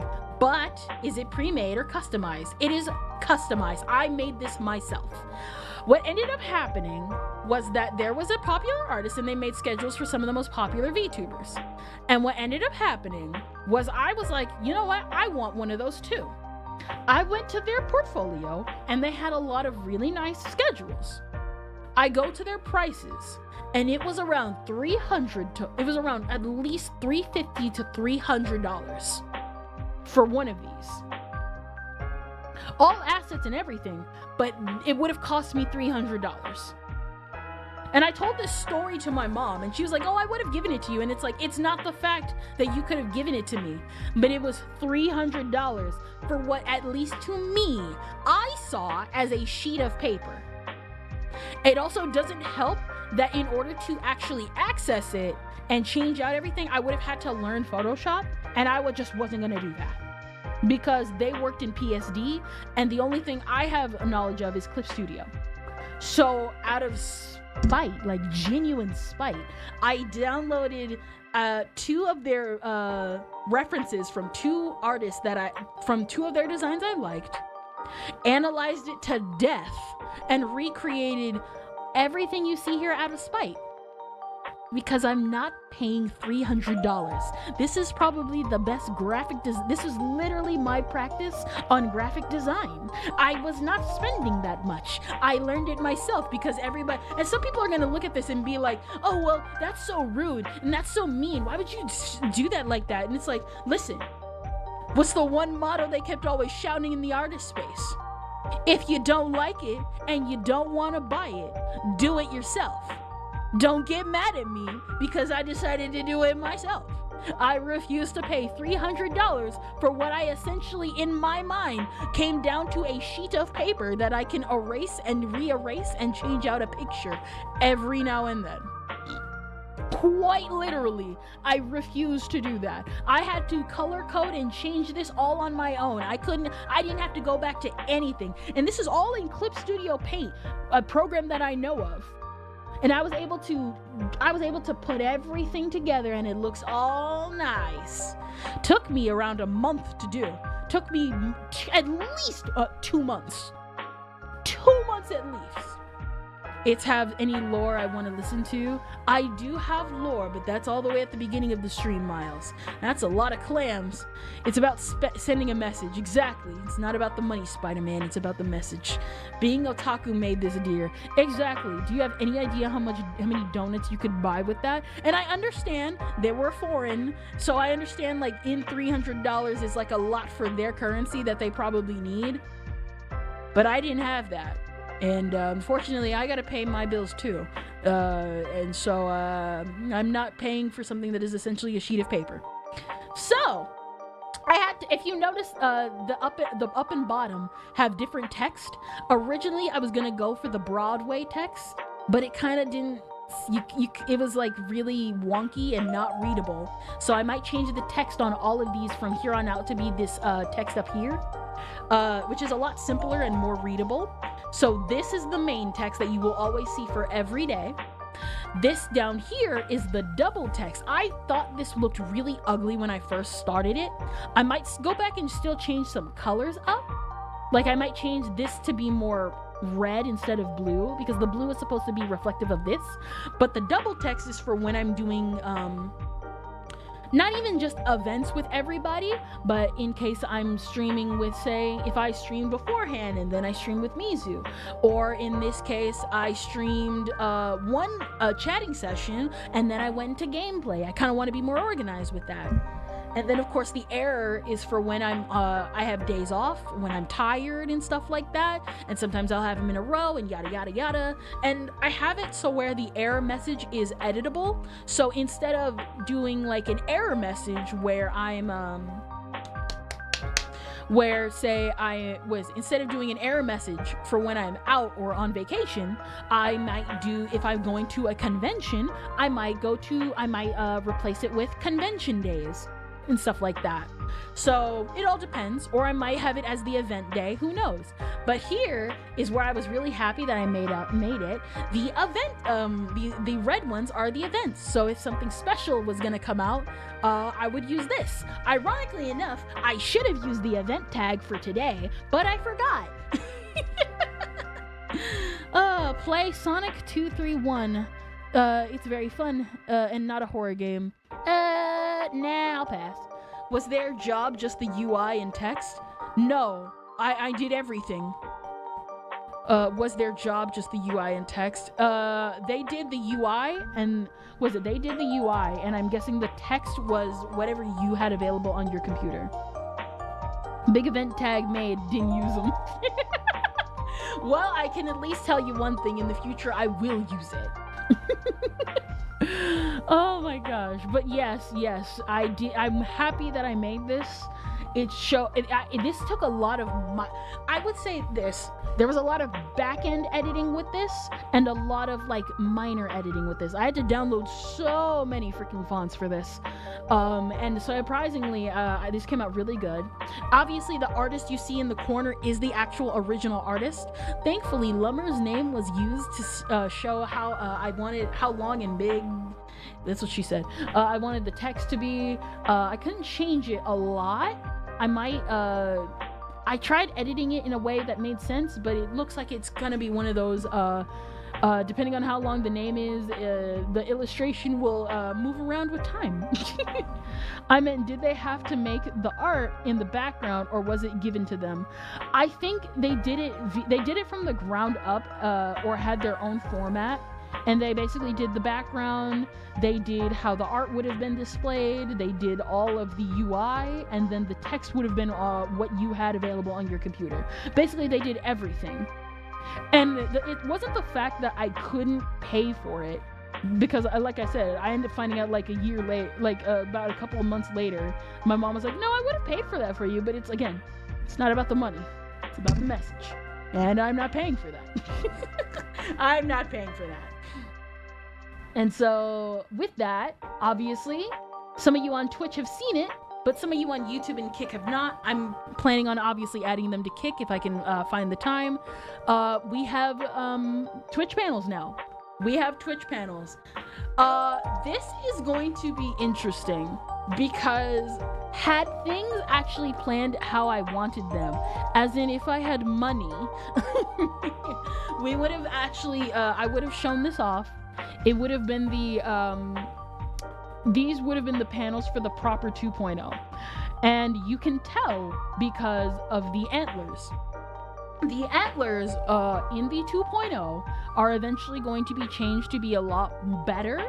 And I do actually have the 2.0 still.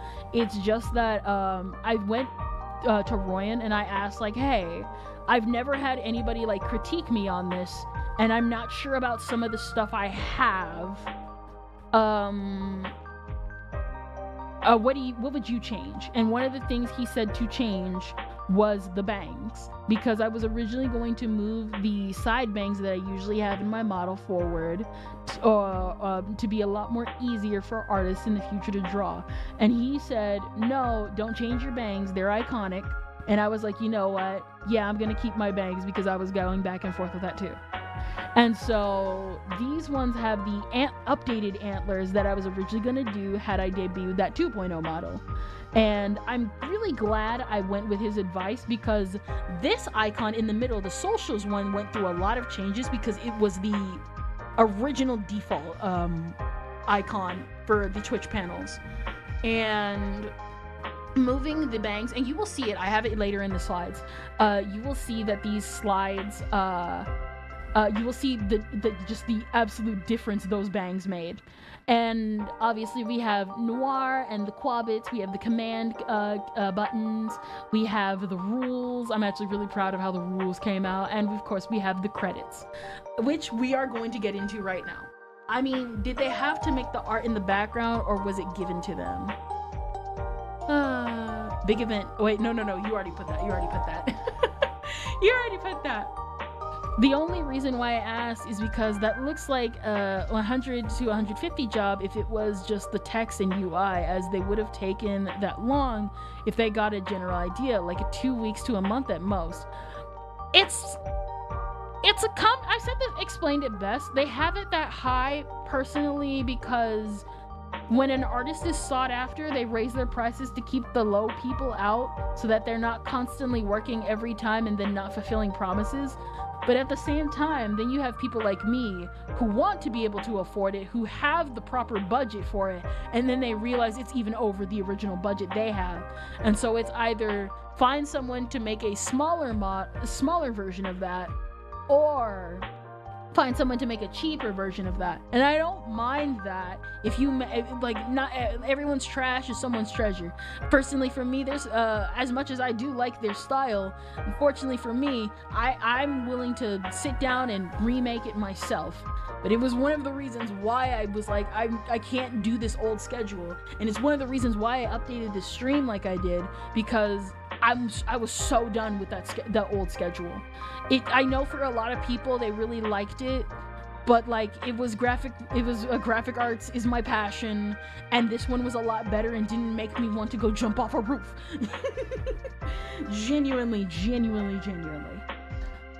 Nice. Looks at Ken's website and immediately notices a broken link. I am not really surprised about that. I've tried putting like an ad thing on there for anybody who wanted to, and it just broke every time. I think it's a Wix problem. But basically, I drew all of these. Pretty much everything you see in... I will explain what... Like, okay. I will get into what was done and who did what, but pretty much if I don't bring up a certain part, I drew it myself. Everything you see in this room, this manga room, all that the light touches that I'm sitting in is mine. I drew it, I did it. And also, because I have the Canva thing open still, there you go. The screen has a background. I have the screen as a background in the very case, it decides to crash on me. If Canva decides to crash and on me in some way or something, I don't know. No, the broken link is you linked to a Twitter post you do. Oh crap, I forgot I deleted those. Oh crap. Looks like it's been a hot minute since I updated that website, so I'm going to have to go back and update a ton. I had to clear that Twitter out twice. Listen, I had to clear out my Twitter twice because I didn't want to... Listen, here's the thing. There's people that agree with you, and there's people that agree with you a little bit too hard. I didn't want that type of crowd with me. I don't mind shooting the stuff back and forth with everybody and talking about stuff. But I don't want the crazy people who quote unquote agree with me until I say something wrong to follow me, because at that point I'm blocking you all. All right. Pretty much everything I have like drawn on here is mine. So everything in the main room, anything in like except for like all the items and stuff, the chat boxes and everything, this entire manga room, everything I've drawn is mine. Now, the one thing I do want to do in the future is I do want to animate, and I will get into that later, but the one thing I am upset about is the fact that I wanted the manga room to have an animated pixel art background, but because I do not know how to animate, it's just going to be a still image. But once I get better at animating and I learn to animate and stuff, I hope to actually really have like a proper animated background for this type of thing. That way it gives more movement than just me talking and the slides moving and stuff. It'll be limited a little bit, but it'll be fun. It'll be fun. I like that. Oh no. Captain Holt. You know what I'm talking about without me telling you what link it is. I know several of my actual art pieces on there are linked back to actual photos. So, are linked back to Twitter, and I forgot that I did that, and that made me yikes. All right. We're into credits now. We're in the credits. We're to the credits now. Oh my gosh. We're finally here. Now, for those who don't know, this music track that's playing right now, and the one that was playing in the intro and will be playing in the outro and intermission from now on, thankfully has been made by Vinny. I'm Harry Vinny. He has been such a good person to work with all these years. He was the first person I ever commissioned seriously when I first started commissioning people for assets, and I was someone who obviously heard the horror stories and was like, crap, I hope whoever I commission is good. And he had a website even before VGen was up, and so I got in line and I waited, and I gave him like my inspiration, like I want a visual novel style like music background. The music is based on Chisana no Serenade, and that was one of my favorite visual novel openings of all time. And he captured it so perfectly to the point where even when I listened to it, because there's like dialogue in the intro, there's like dialogue in the song, and I cringed like so hard when I was listening to it because I semi-forgot, and I was like, ah! I kept literally grabbing and biting my tongue the entire time because I was just like, oh, it's so freaking cringe, but he said I also had a nice voice, but it's so freaking cringe. You know. Only found one broken one so far. I know at least there's 2 images in there. Oh my gosh. And of course, obviously, the alerts you guys heard earlier was thankfully drawn by our lovely musician, also Animadia. She has been so wonderful. I don't tune into every stream, but like genuinely, I went to her one time and she fulfilled all my orders. And then I came back after a while when I had the money again to like commission her again, and she captured even a different vibe from what the original was. And again, also referencing Chisana no Serenade. Genuinely captured everything. I'm so happy that I worked with these 2. They were the first people I ever commissioned. So I was like, this is also one of the reasons why I wanted to like debut some of these new tracks and stuff like that. Because I was like, oh my gosh, oh crap, oh geez, oh crap, oh no. I'm literally holding on to their work and like doing nothing with it. I need to rectify this. These tracks will be forever the permanent tracks of the channel. I do not have to go and get stock music or anything. This is my permanent soundtrack forever. And I have the full copyright to all of them. And I am so happy. They have been so nice and so easy to work with. And the one thing I gave them my samples, but the one thing I told all of them was like, go buck wild. I want to know who you are as a person through these tracks, and I want people to hear that. And I've been so happy with this. I like the fact that we have like permanent music, and these won't be like the only permanent tracks throughout. What I want to do is I want to eventually like get more musicians and like hire more people to swap out more songs when we do specific things, or if I'm feeling it, because as much as I do like as much as I do like these songs, I know good and well that I'm gonna get like, maybe I'll feel like something else one day, or maybe if I want to listen to Harry's stuff, like the main theme is always gonna play in the intro and outro, but like, what if I want to listen to something else? Sometimes you feel that way, and I'm so good. All right, good night, Kendra. Good night, chat. Good night. Thank you for staying for so long. The musical itch. Thank you, Wolfsbane. Thank you. GTG. Good night, Kendra. Good night, chat. Good night, Wolfsbane. Thank you for staying so long. If you guys need to go get rest, I know I've been talking forever, but like, you know how I am. And obviously, we have a Japanese person here. So, you're probably wondering, Kendra, there's a Japanese person here. Who is this? Well, let me tell you a funny story. So, as I told you just now, I wanted new music for when I want to do different things. And obviously, I went on VGen and I was like, I want to commission some of you, but I can't trust you like I trust them. However, I want to still put my trust in someone, and I want to go explore stuff. And so I went around and I ended up remembering the whole the whole Bal the Whale incident, with the whole thing where she went after Skeb.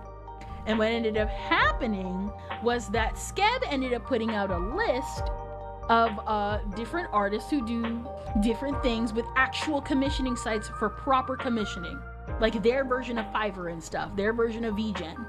And what ended up happening was that I forgot the name of the website, and I went to ChatGPT and was like, ChatGPT, do you know about Japanese commissioning websites? They listed the one that Skeb had recommended, but under that one was another one called Coconala. And I ended up going to Coconala, and turns out Coconala has their own foreigner section, and I swapped all the tags and stuff. They had their own foreigner section for people who want to commission from Japan. And so I was like, I don't know who I'll find, but I want someone to make music, because I do like Harry for the fact that Harry makes music. Because the one thing I do not like in VTubing is that you have too many artists that want to make VTuber art and VTuber merch and VTuber this, UIs and everything, and they don't want to make art, they don't want to make UI, they don't want to expand outside of just VTubing. I don't hate them for that. That comes with experience, but I did not want VTuber music.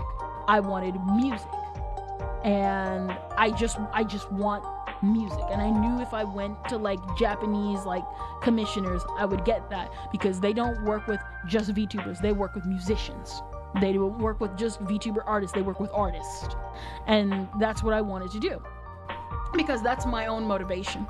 And I ended up finding this person called Hakuchidodo, and what ended up happening was he also fulfilled a second criteria that I was looking for that I didn't think I would find, and it's the fact that he is also a Vocaloid artist. Yeah, you get a wider coverage, exactly. So Hakuchidodo is a Vocaloid artist. And I ended up going to listen to his work, because just because someone's a Vocaloid artist doesn't mean they're a good Vocaloid artist. They could be someone who's like starting out, and I wanted to kind of see, because I do like some of the smaller Vocaloid artists too, but I also want to see like how they evolve and how they grow. That's one of the reasons why I found Vonde Shop. That's how I found out about Nil Fruits. That's how I found out about Kikuo even. And I listened to their stuff. Genuinely go listen to their stuff. Very underrated. I put them on the same level as Ira. Genuinely had a good time listening to their stuff.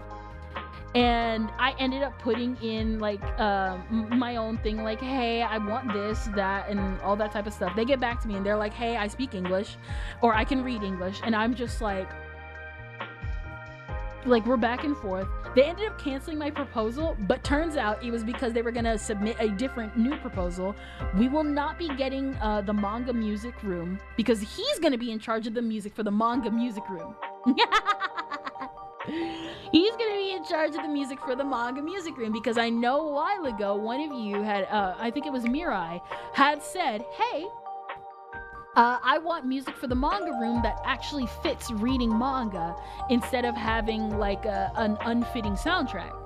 And it'll cycle out every once in a while and stuff like that. But probably I want to say either around next year, or around like after August, because that's when they said they were gonna get me the demo. Probably, or at least maybe around like August, around like September or November, I will have music for the manga room, and I am very happy for that. They have been, again, sweet to work with. I'm just so excited for that. I'm so happy. I'm so genuinely happy. I am genuinely happy. I am genuinely happy. I never thought I would actually be in contact with a Vocaloid artist. I mean, I have, but like I've actually talked with Vocaloid artists, or in like Utao artists and stuff like that, or like Utaite and stuff. But to actually work with one is like really cool, and if things go well, I think I might commission them again for maybe more music, maybe a different project, who knows, because I kind of want to what I'm trying to do recently is I want to break out of my shell more, and I want to like open up and like work with more people. The problem is that while I do think I can do that with English, like the English Vocaloid community and stuff like that, I want to build my own connections instead of always relying on other people's connections. And so with wanting to learn Japanese, I'm gonna have to like learn to work with Japanese people, and that's gonna make me have an easier time, and like it's gonna make me break out more in my comfort zone, if that makes any sense. And so moving forward, as you guys see from the new room background, Koi Wasema is an artist that I work with. Now, beware, unfortunately, they were French. They were the dreaded French. But they were easy and very, very beautiful to work with. I gave them a reference sheet, and they practically followed everything down to a T. A little kind of sad about that, only because I gave them a reference to like kind of base it off of, but like genuinely, like this is actually genuinely very good every single time I look at it, just because oh wait, no, this should be moving. Actually, it should be moving, but it's not moving. Oh well. It's not moving. Oh no. This is actually supposed to be a video, but it's not playing. Hopefully the other one plays. Oh my gosh, hopefully the other one plays. But pretty much, Sakureburu.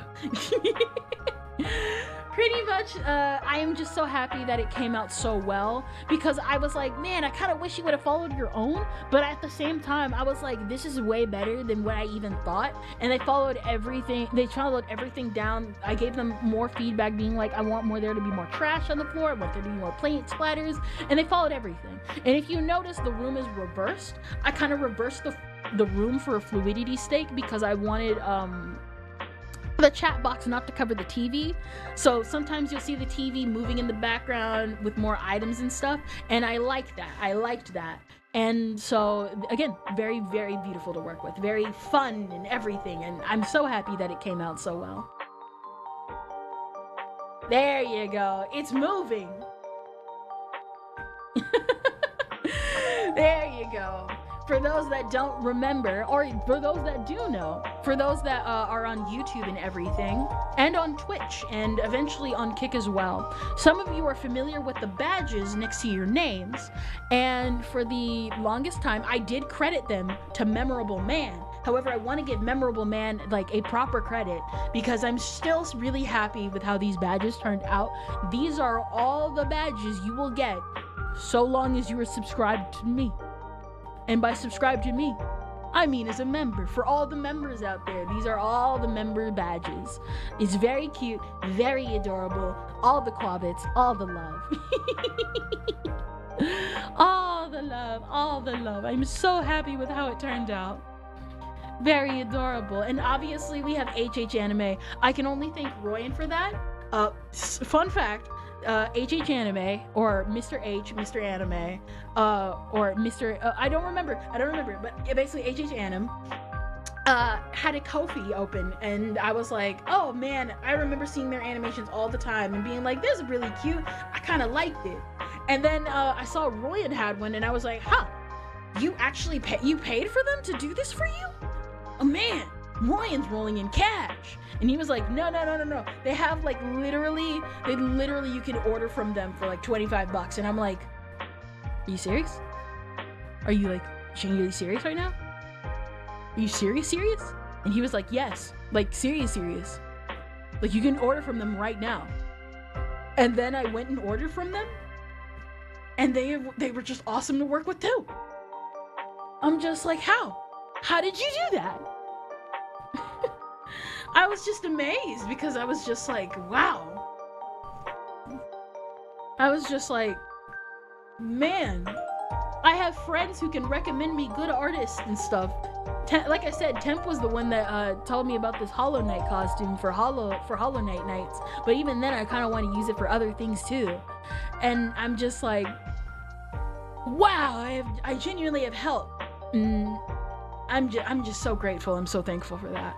And so I'm grateful for Memorable Man for helping me when I had very little. Because when I asked for these, I didn't have a lot, but they came out so well. I was so happy. And then obviously I like the fact that I just like seeing myself in HH Anime style. I never thought I could like get something like this from somebody, because it seems so out of reach, but like getting the help just helps so much. Yeah, moving forward. And now for proper real credit also, those who have seen my Twitter bio and other places, you are familiar with my model rigger. I drew my own model artist. It fits you so well. Thank you, El Ringo. I'm sorry I haven't been saying your name a lot, El Ringo, but I have been seeing your comments and I'm so grateful. I've obviously, everybody who's seen my Twitter bio and everywhere, and even in my Twitch panels, Iris V1 was one of the first riggers I ever encountered, and they are technically my rigging papa. My rigging papa. I call him my rigging dad because I'm getting embarrassed saying papa, but yeah, I'm getting used to it. And he was basically the rigger for the 1.0 model. I am my own mom. I am my own mom. I am my own mom. Oh my gosh. But this also goes for making the proper credit for the 3D chibi and 3D models, and of course the Hollow Knight model. For those that remember, I said at one point that I would give proper credit when I did my 2.0 to my 3D chibi and my 3D model artists, because at the time I remember debuting them and I forgot to put together slides. I forgot to put together slides, and then I was like super embarrassed, and I was like, oh crap, which is why I had to scurry and make actual tweets about them themselves so that they were properly promoted, and I was very upset and cringed with that. I was like, I'm never doing that again. Crap. So I want you all, obviously, like, Esmo is definitely a very good chibi artist. I think I'm gonna go to them again for like a proper update on like the 3D Kendra, because, or I might like get proper VR so that I can actually like use the 3D Kendra, because it's not a terrible model. It's just really stiff because I do not have proper VR chat type equipment. Same thing with my 3D model, because those things are articulated, but I just don't have the equipment for it. Well, I'm my own grandpa level Kendra. Good on you. Exactly. And obviously, I think Temp and obviously Studio EDW for the Hollow Knight model. They did everything they could with this. I looked at it and I was just like, I'm so happy with how it turned out. I was a little skeptical when I saw it at first, because when I first put it in like I put it in live 2D in my VTube studio. It started bobbing up and down and halting every like few seconds, and I was like, huh, that's weird, because in the video it shows that it's really bouncy without any halts, and I realized it was a my problem, not a their problem. And now I just look at her, she's so cute. It's the first time I had a jiggly model. It's so cute, you know what I mean? Makes the equipment yourself. Make MacGravers make McGravers it. Just McGravers it. Oh my gosh. And I'm just so happy with how everything turned out. I am so happy with how it turned out. It's so good, it's so cute, it's so great. And I'm just so happy. I'm so happy with how everything turned out. Now, on to the amazing announcements. Because while I was away, this has been in the works for a hot minute. But some of you know, and some of you who have seen it in passing, or some of you who don't know, I was in contacts with the management of Bestiary, showing my bias on my sleeve. I am friends with some of them, and I am actually friends with people in management, and they got to talking, and I ended up helping them with a couple of things. For those that don't know, last year we had an incident with a VTuber I liked, and I kind of spiraled off the deep end. I spiraled off the deep end, but I choose not to remember it.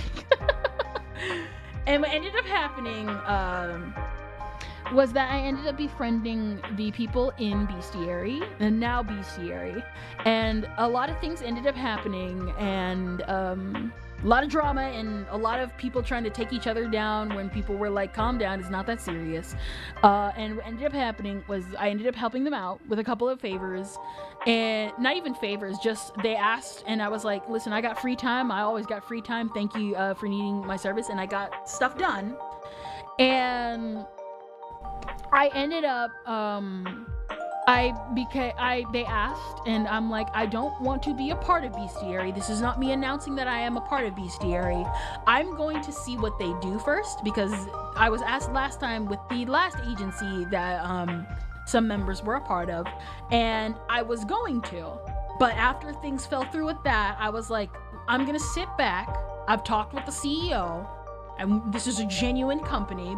They're genuinely serious about this, because I've said this before and I'll say it again. I need people that have their crap together when it comes to stuff like this. I've talked about business stuff before. I've talked even about it, not even everything that my family has done, but like I know enough about it where I'm just like, I can't work with amateurs. And if I do work with amateurs, I need amateurs that have everything together, because you're not going to be perfect. We're all flawed individuals, but I need people that have stuff together. And what ended up happening was I became a artist partner instead. So even though I'm not a part of the agency, when proper contracts are dialed up, because things are still gonna get moving, I will basically be a partnered artist for when Bestiary needs me. Now, I won't be able to do like everything. I can't do backgrounds, but I will be able to help with stuff like emotes. I will be able to help with stuff like assets if people need me, if they need the style that I have. I will basically be partnered with them. This is not an exclusivity contract. It is just for whoever needs me, and I am 100% okay with that. If things happen, trust me, you will know. Unfortunately, unless I'm signed an NDA, and I will be reading that contract in full, I'm not stupid. But if you see me vague tweet, that means stuff has gone down. But for the most part, I am very excited for this. I'm going to post a lot of these slides, some slides on Twitter for these announcements and stuff. And I will be posting this announcement on Twitter likely tomorrow, once I get all the slides organized properly. I know this is gonna make some people mad. I know this is gonna make some people come after me, but at the same time, I don't care. I'm doing this for my job, and I know some people are gonna be like, oh, but Bestiary's this, Bestiary's that. Listen to me about this. I don't care if you are the most controversial figure unless you have murdered, R-worded, or done anything to any woman, child, or out there. I came for my check. I am leaving. If you do something stupid and throw me under the bus, I will throw you under the bus 10 times harder. But I do not plan on doing that. I came for my check, and I'm leaving my post. I will still defend you if you have been good to me, but I'm not gonna do that whole kissing booty crap that people do where it's like, oh, they have been nothing but nice to me and there's no flaws whatsoever, even though they quite literally killed someone and are being accused of actual rape. As it should be. What was it? Wow, a lot of your collab partners are members of this group. Yes.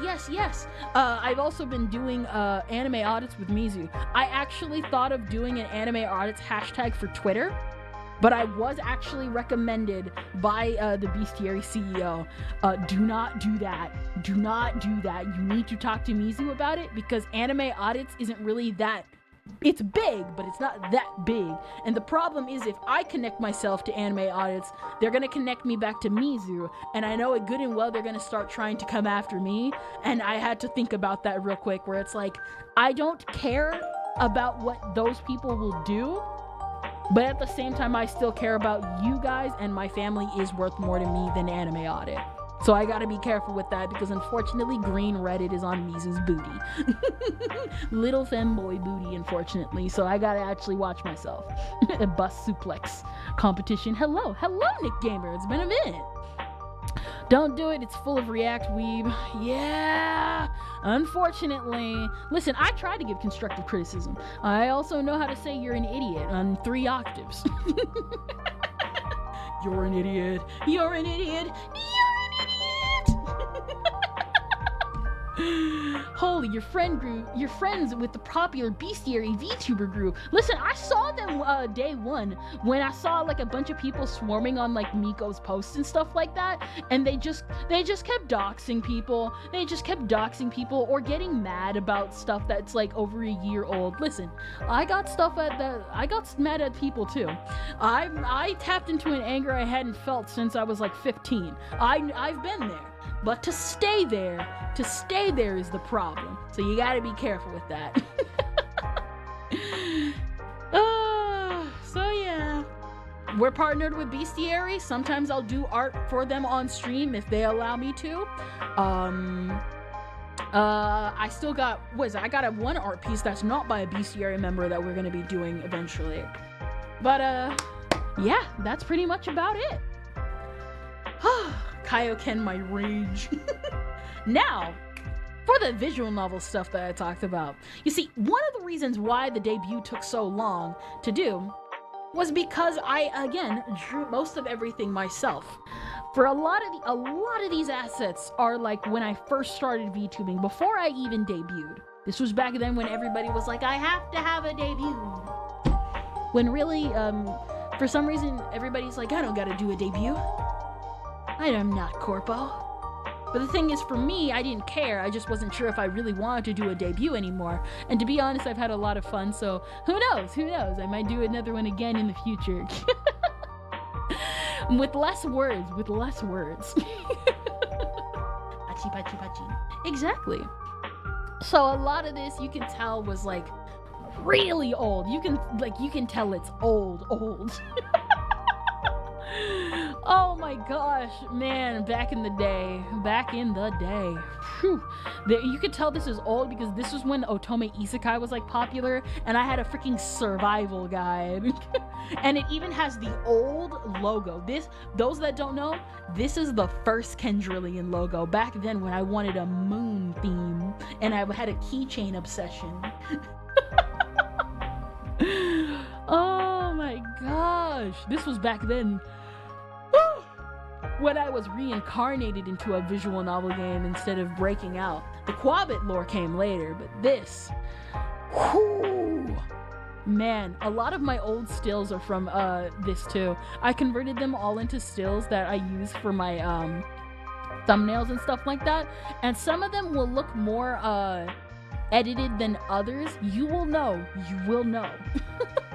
If you're going to poke green Reddit, just make sure you can shield yourself first. They're very good at tracking people and have some skilled members, and that's exactly why I'm not poking at green Reddit.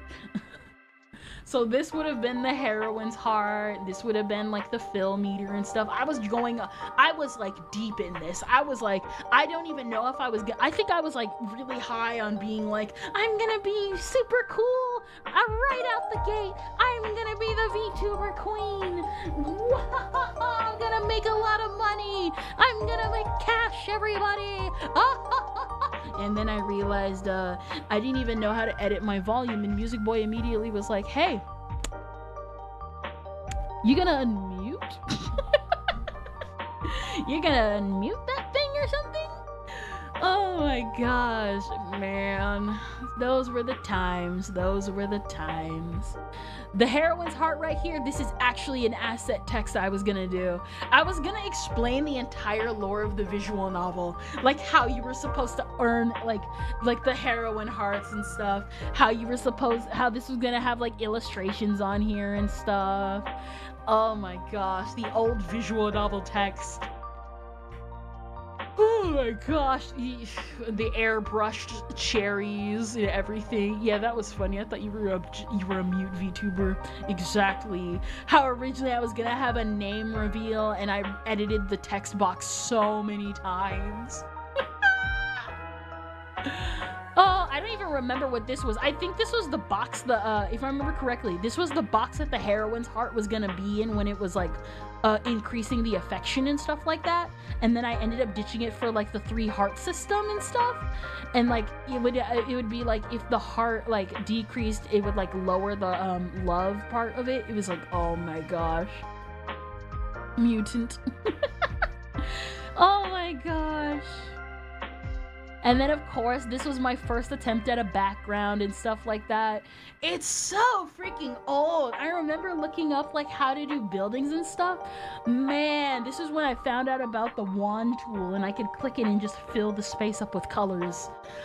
This, I'm pretty sure, this isn't, like, my first time attempting to do an illustration of a city, but it is definitely my second. My first time is, like, in my sketchbook. But this is the time I was gonna do. There was like another asset of me like walking back and forth that I did not include in this because it just took up too much time and space and stuff. She still has not completely mastered the volume, but she's definitely improved. Listen, I tried. I actually mastered the volume. It's just every single time I move something tiny in my streams, I end up doing something stupid. And it just screws up the whole volume. That's why we're gonna have members only volume streams. Members only fixing up streams. That's what I meant. And then of course, you know them, you name them, the heroines and the original draft of the socials panel. This was what 2.0 was going to look like. Number one, I would have had a cream colored jacket and then realized that's actually stupid because I'm literally black and brown on brown is stupid. Memories of Me-Side audio. To be fair, this was even before I found out this was before Me-Side even existed. That's how old these assets are. That's how old everything is. Me-Side wasn't even a thought. Me-Side wasn't even a thought with the developers yet. That's how old these are. A lot of this stuff is from like 2021. Whoo, 2021, 2022. So these were the original heroines that were in there, and you probably are noticing there's little asset like censorship bars on here. This is for when I do art now. If there's any art out there that I make, I'm gonna put this over it, or at least I'm gonna put it over it when I like post it myself. Oh my gosh. And I was gonna go far with the heroines idea, but I ended up changing my mind because I have OCs that I have made long before I started VTubing, back when I first got into anime. And they have evolved so much that I was like, why bother making new characters that I do love? I still love the design of the tsundere girl. So this was the first draft of the tsundere girls. No, not tsundere girl. So this was the tsundere. The redhead was the tsundere. I made this in like 5 seconds when I was trying to not be a perfectionist. And I kept the swirl because I love the swirl. our Kudere little blonde girl. I was very Powerpuff Girl themed, so you're probably noticing a pattern. And of course, our little charity auction, our charity girl right here, she would have rang the bell to do charity and stuff. And then I slightly redesigned them for this here. So again, kept the swirl, made her have deer ears because she's the deer. And then so what the visual novel would have been had things actually planned out. It would have been me as the secret character who's the deer girl, the main tsundere deer girl who has who like gets made fun of because of her little swirl, because you know, tsundere cutie. A deer girl who is kind of poor, but you know, she's like the tries to be cheery all the time, and she would have been like everybody's like fan favorite heroine. Like everyone loves the tsundere, but she would have been like our little like I changed her hair, her bob to little side puffs and stuff like that. She would have had like a little midriff Santa Claus outfit. It was really cute. It's really cute. I might draw them like actually one day, but it's really cute. And then we would have had our little Kudere blondie. She would have had fake antler ears. That was in the original draft, but I ended up opting for more like just regular puff, regular puffed earmuffs and stuff. You know, really cute, really cute.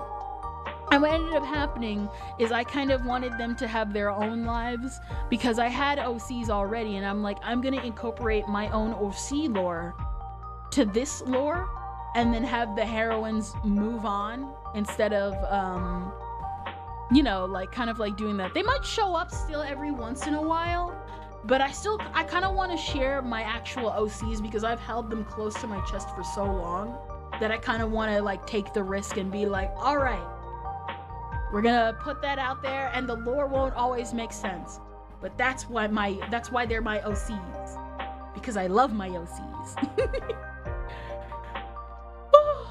And obviously, as you saw, like I said, I had the bangs originally moved to the front, and when I look back at this now, it looks so weird. It looks so freaking weird, you know what I mean? It looks so weird and stuff.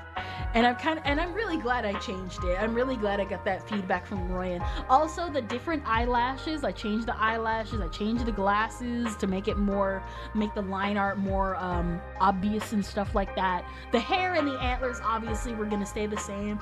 Like I said, eventually, when I do the 2.0, the antlers are gonna change because I wanted to go for a more croissant type shape than just the regular shape I went with, because I do like my antlers, but I also kind of like the more unique designs out there, you know what I mean? Cute, thank you.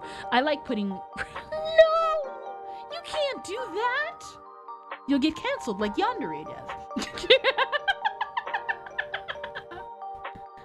I'll only give you get famous. And I had to make this at last minute because I forgot as soon as I got live, so there's a lot of stuff missing. But I do have a plan for as I move forward with VTubing. I want to be a better artist, and I want to be a better singer. And I want to do more members only streams because I don't want to just have you guys have members and y'all just have a badge next to your name. That's stupid. That's why I made the tier list streams members only, because I think that content is past me. Not past me as in like I'm above it, but there were circumstances that happened that made me be like, all right, I kind of gotta back away. For those that don't know, one of the reasons why I ended the tier list stream was not because I thought it was controversial. It was going over some of either the dumb dramas that were going on or the shocking things that were going on at the time in the world, or stuff that was personally shocking to me. And one of the entries I put in when I did it the first time was my favorite musician lose, and it was when he got caught for weed. And what ended up happening was a year later, he unfortunately took his life because his career was ruined and his friends left him. And I ended up kind of not had like an epiphany, but it was just kind of like, I can't do this anymore. And I kind of was emotional about it on Twitter too, because for those that don't know, I got sick like 2 or 3 weeks ago. And I ended up kind of lamenting being like crap, like it's like I don't hate when they bring on new singers for a band, but I'm like, oh man, it's like you guys aren't bad singers, but like I miss Luz, bro. Like I can't do Royal Scandal anymore. Royal Scandal was like a series I used to follow. It was a music series I used to follow even before Alien Stage, and what got me deeper into the Utaite community. And Luz was one of the reasons why I wanted to like be a singer. And I'm not gonna get emotional, but at least I don't want to. And I remember when that happened, I just cried because and I thought it was stupid at the time, because I was like, why am I crying for this dude I never met? And it's like, because he's an inspiration, and it's okay to be upset like that, because it was so avoidable. And it was so avoidable, and yet it happened. And it didn't help that one of the final videos he put was the same music video that Shimonetta he did Girl A, or Sad Girl A, and his final song was Give Me a Red Pen. And if you know Japanese, anytime you see red on someone's tombstone in like a graveyard, it means they took their own life. And I was just like, that was Luz's final cover. That was the cover he chose. And I was like, I found out like a week later after he had uploaded it, because that was when the news of him taking his life came out. And I was just like, I am just astonished. I was just astonished. And it made me realize that I wanted to genuinely be a singer. And I'm still nervous about it. I'm still scared to sing, because for the longest time I kind of shut myself out of singing because of different things that happened in my life where I didn't want to sing anymore. Nothing really traumatic, just I really just did not have the will to sing. And recently I've been trying to break out of that, and I've been doing a lot better. Gotta actually put in the effort to get my voice in check. Probably not doing 4 hours of talking in stream. Sorry to get like all Debbie Downer on you guys. But it made me realize that I genuinely do want to sing. And even though I'm nervous, it makes me happy to know that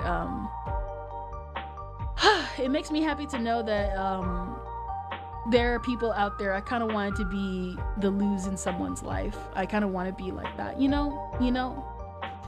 There's also, in order to do that, obviously, that it requires me actually breaking down and actually pulling in the work and the time.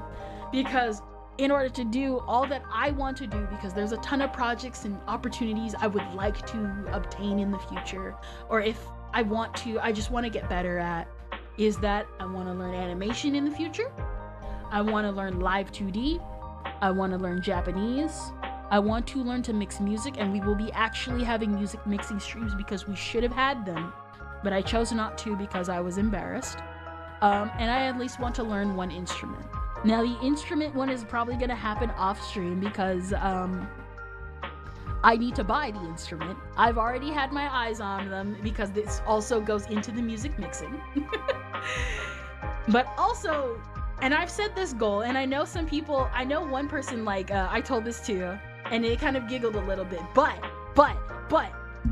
I'm not someone who backs down because of giggles. I cripple myself. And I want to get so big that I want to create, share, and fund events and make art books for some of my favorite underrated series. And the main one I want to do that for is Dayako Girl. I've talked about this many times. Dayako Girl means a lot to me. The animation for it means a lot to me. The girl in the MV means a lot to me. I have drawn art of these characters. I love Dayako Girl deeply. And I think it's a shame that the only way to find concept art is via defunct websites that you can only find via Wayback Machine, and file share sites that if somebody just deletes the link, nobody has access anymore. And it's gonna be hard to do that. And for a lot of times, and this is gonna be a self-admission, I did nearly think about quitting anime audits because I was thinking, I'm not sure if I want to keep doing this if it quote unquote in the long run ruins my reputation. And I have thought about that, but there's a reason why I have the bestiary panel in this stream. And it's one of the reasons why I have not quit anime audits. It's because out of everybody here who has extended their hand in the VTubing community, and there have been many who have extended their hands, I love Lummer, and I do love Azazel, and I do love Max Forge, and everybody who has helped me this far. I am still very grateful to Mizu and Akko for reaching their hand out. I am very grateful to you, Baton, for everybody reaching their hand out to me, because for the longest time, and we still deal with it now, I've always had trust issues, and I always try my best with everything that I do. And sometimes I don't feel it's enough, but I like the fact that even though it's quote unquote not enough, to me, it's still enough for everyone. That's also why I chose to debut all the items that I have, because I did not have anything. I felt I did not have anything. I didn't have all the cool stuff like the big VTubers, and I felt like I missed a lot of things, and I'm always late to trends and everything. As you guys will see, I don't participate in a lot of VTuber trends because a lot of times I'm always late to everything, either by choice or because I missed it or because I didn't realize. Because I can recognize a trend, I can recognize things for everyone, but I can't recognize things for myself sometimes. And I was very sad and depressed, and I just kind of wanted to, I wasn't sure if I really wanted to continue like VTubing and stuff like that, because I was holding on to all these things, and I just kept telling myself when, and then I was just kind of like, I think I want to kind of quit, because it's easier to talk to everybody in the Discord with Mizu and everyone than to stream and stuff. And I thought to myself, I don't want to quit. I have so many things I genuinely want to do. I literally prayed to God and was like, I don't know what to do. And he was like, hey, get back on stream, because you're not quitting streaming. You clearly are good at this. And I got on stream, and I ended up seeing a lot more people after a while, and I don't want to quit. I just really don't want to quit. But I don't want to stay where I am. I want to keep evolving and stuff like that. So that's why I've spent a long time working hard on like making assets and making everything. But I also had to realize, and I think what, ironically enough, what made me realize to just kind of just debut it, even if I don't have a lot, was when Mizu came onto his stream one time. I don't remember if it was Anime Audits, a regular stream, or Lautism. It might have been a regular stream or Anime Audits. He debuted a new chat window. And he was like, hey chat, I got a chat box. I hope you guys like it. And I just kind of sat back in silence being like, you can just do that? You can just debut a graphic like that without any like fanfare or anything, not even like in like a group bundle and stuff? And I kind of had to think about that for like 2 or 3 months, and I was like, you know what? I think I'm gonna like upgrade everything. I think another thing also, again, I want to help Temp. We don't talk a lot. Me and Temp don't talk a lot, but when I do, I definitely feel like kindred with him with some things. Because I was originally gonna debut the schedule by itself, and he was like, no. Like, you should debut that at a proper time, because if you just debut it right now, because I was originally gonna show this original schedule last year. The new schedule last year, and he was like, no, don't do it now, do it when you have proper plans and stuff, because to your audience is going to be super jarring and it's going to look weird.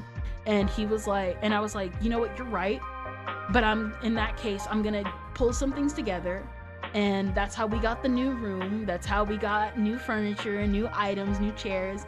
And it's not everything I want right now, but it's gonna keep evolving and stuff. And I've expressed thanks to Mizu for like what he's done for me, even if it wasn't a lot, to at least in his eyes, at least to me it meant something.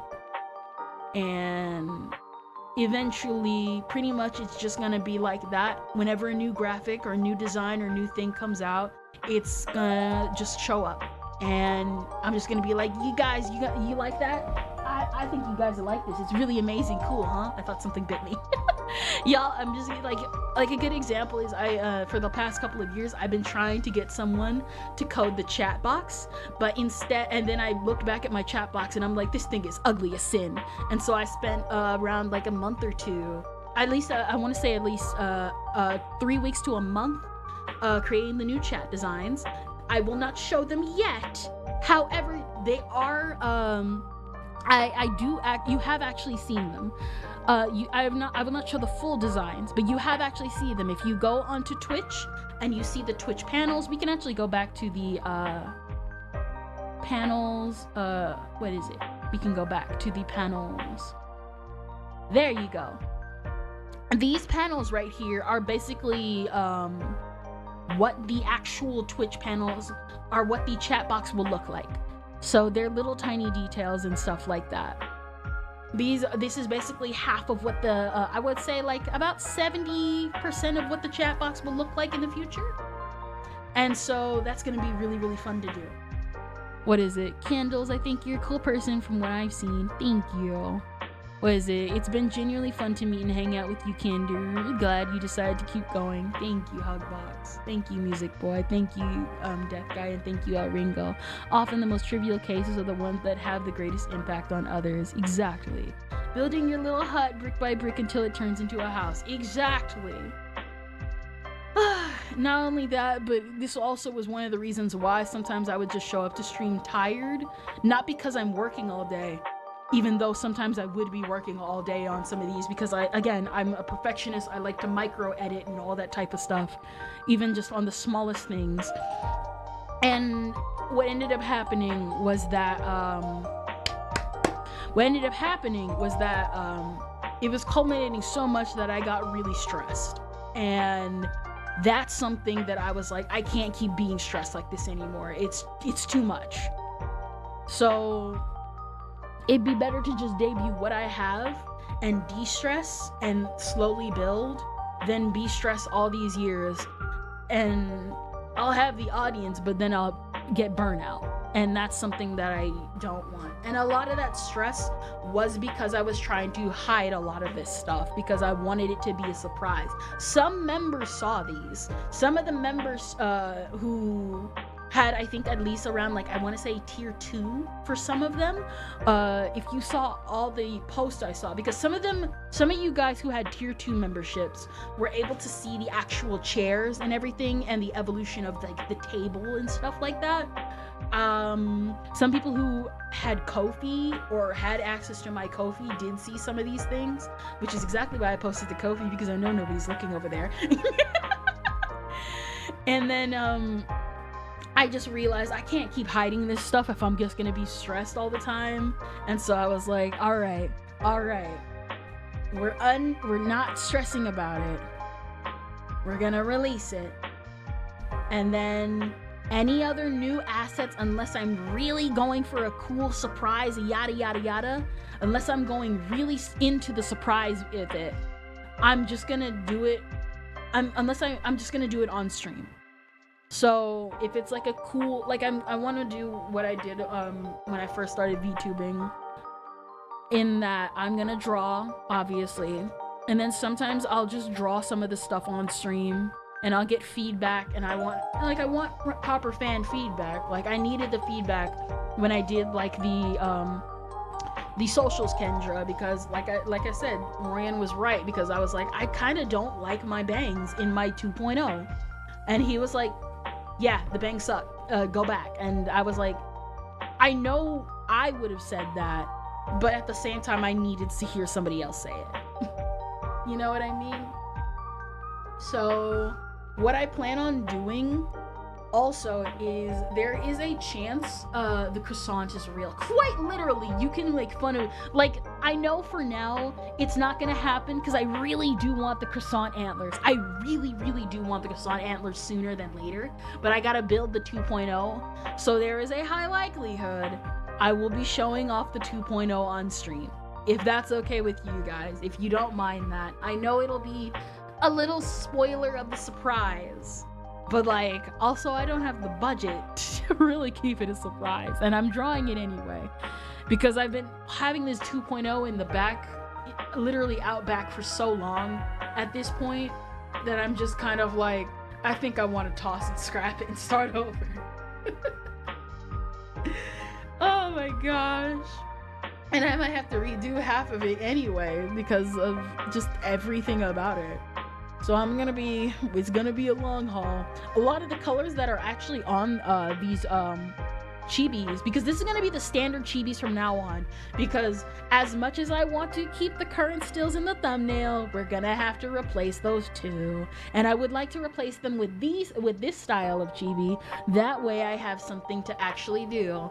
That way I actually have more chibis to my dispense and stuff like that, you know what I mean? And also to like add Roy into some of them, Mizu, all of them, all that jazz. It's just fun and stuff, you know? We don't mind. All right. And with that comes to a close, everyone.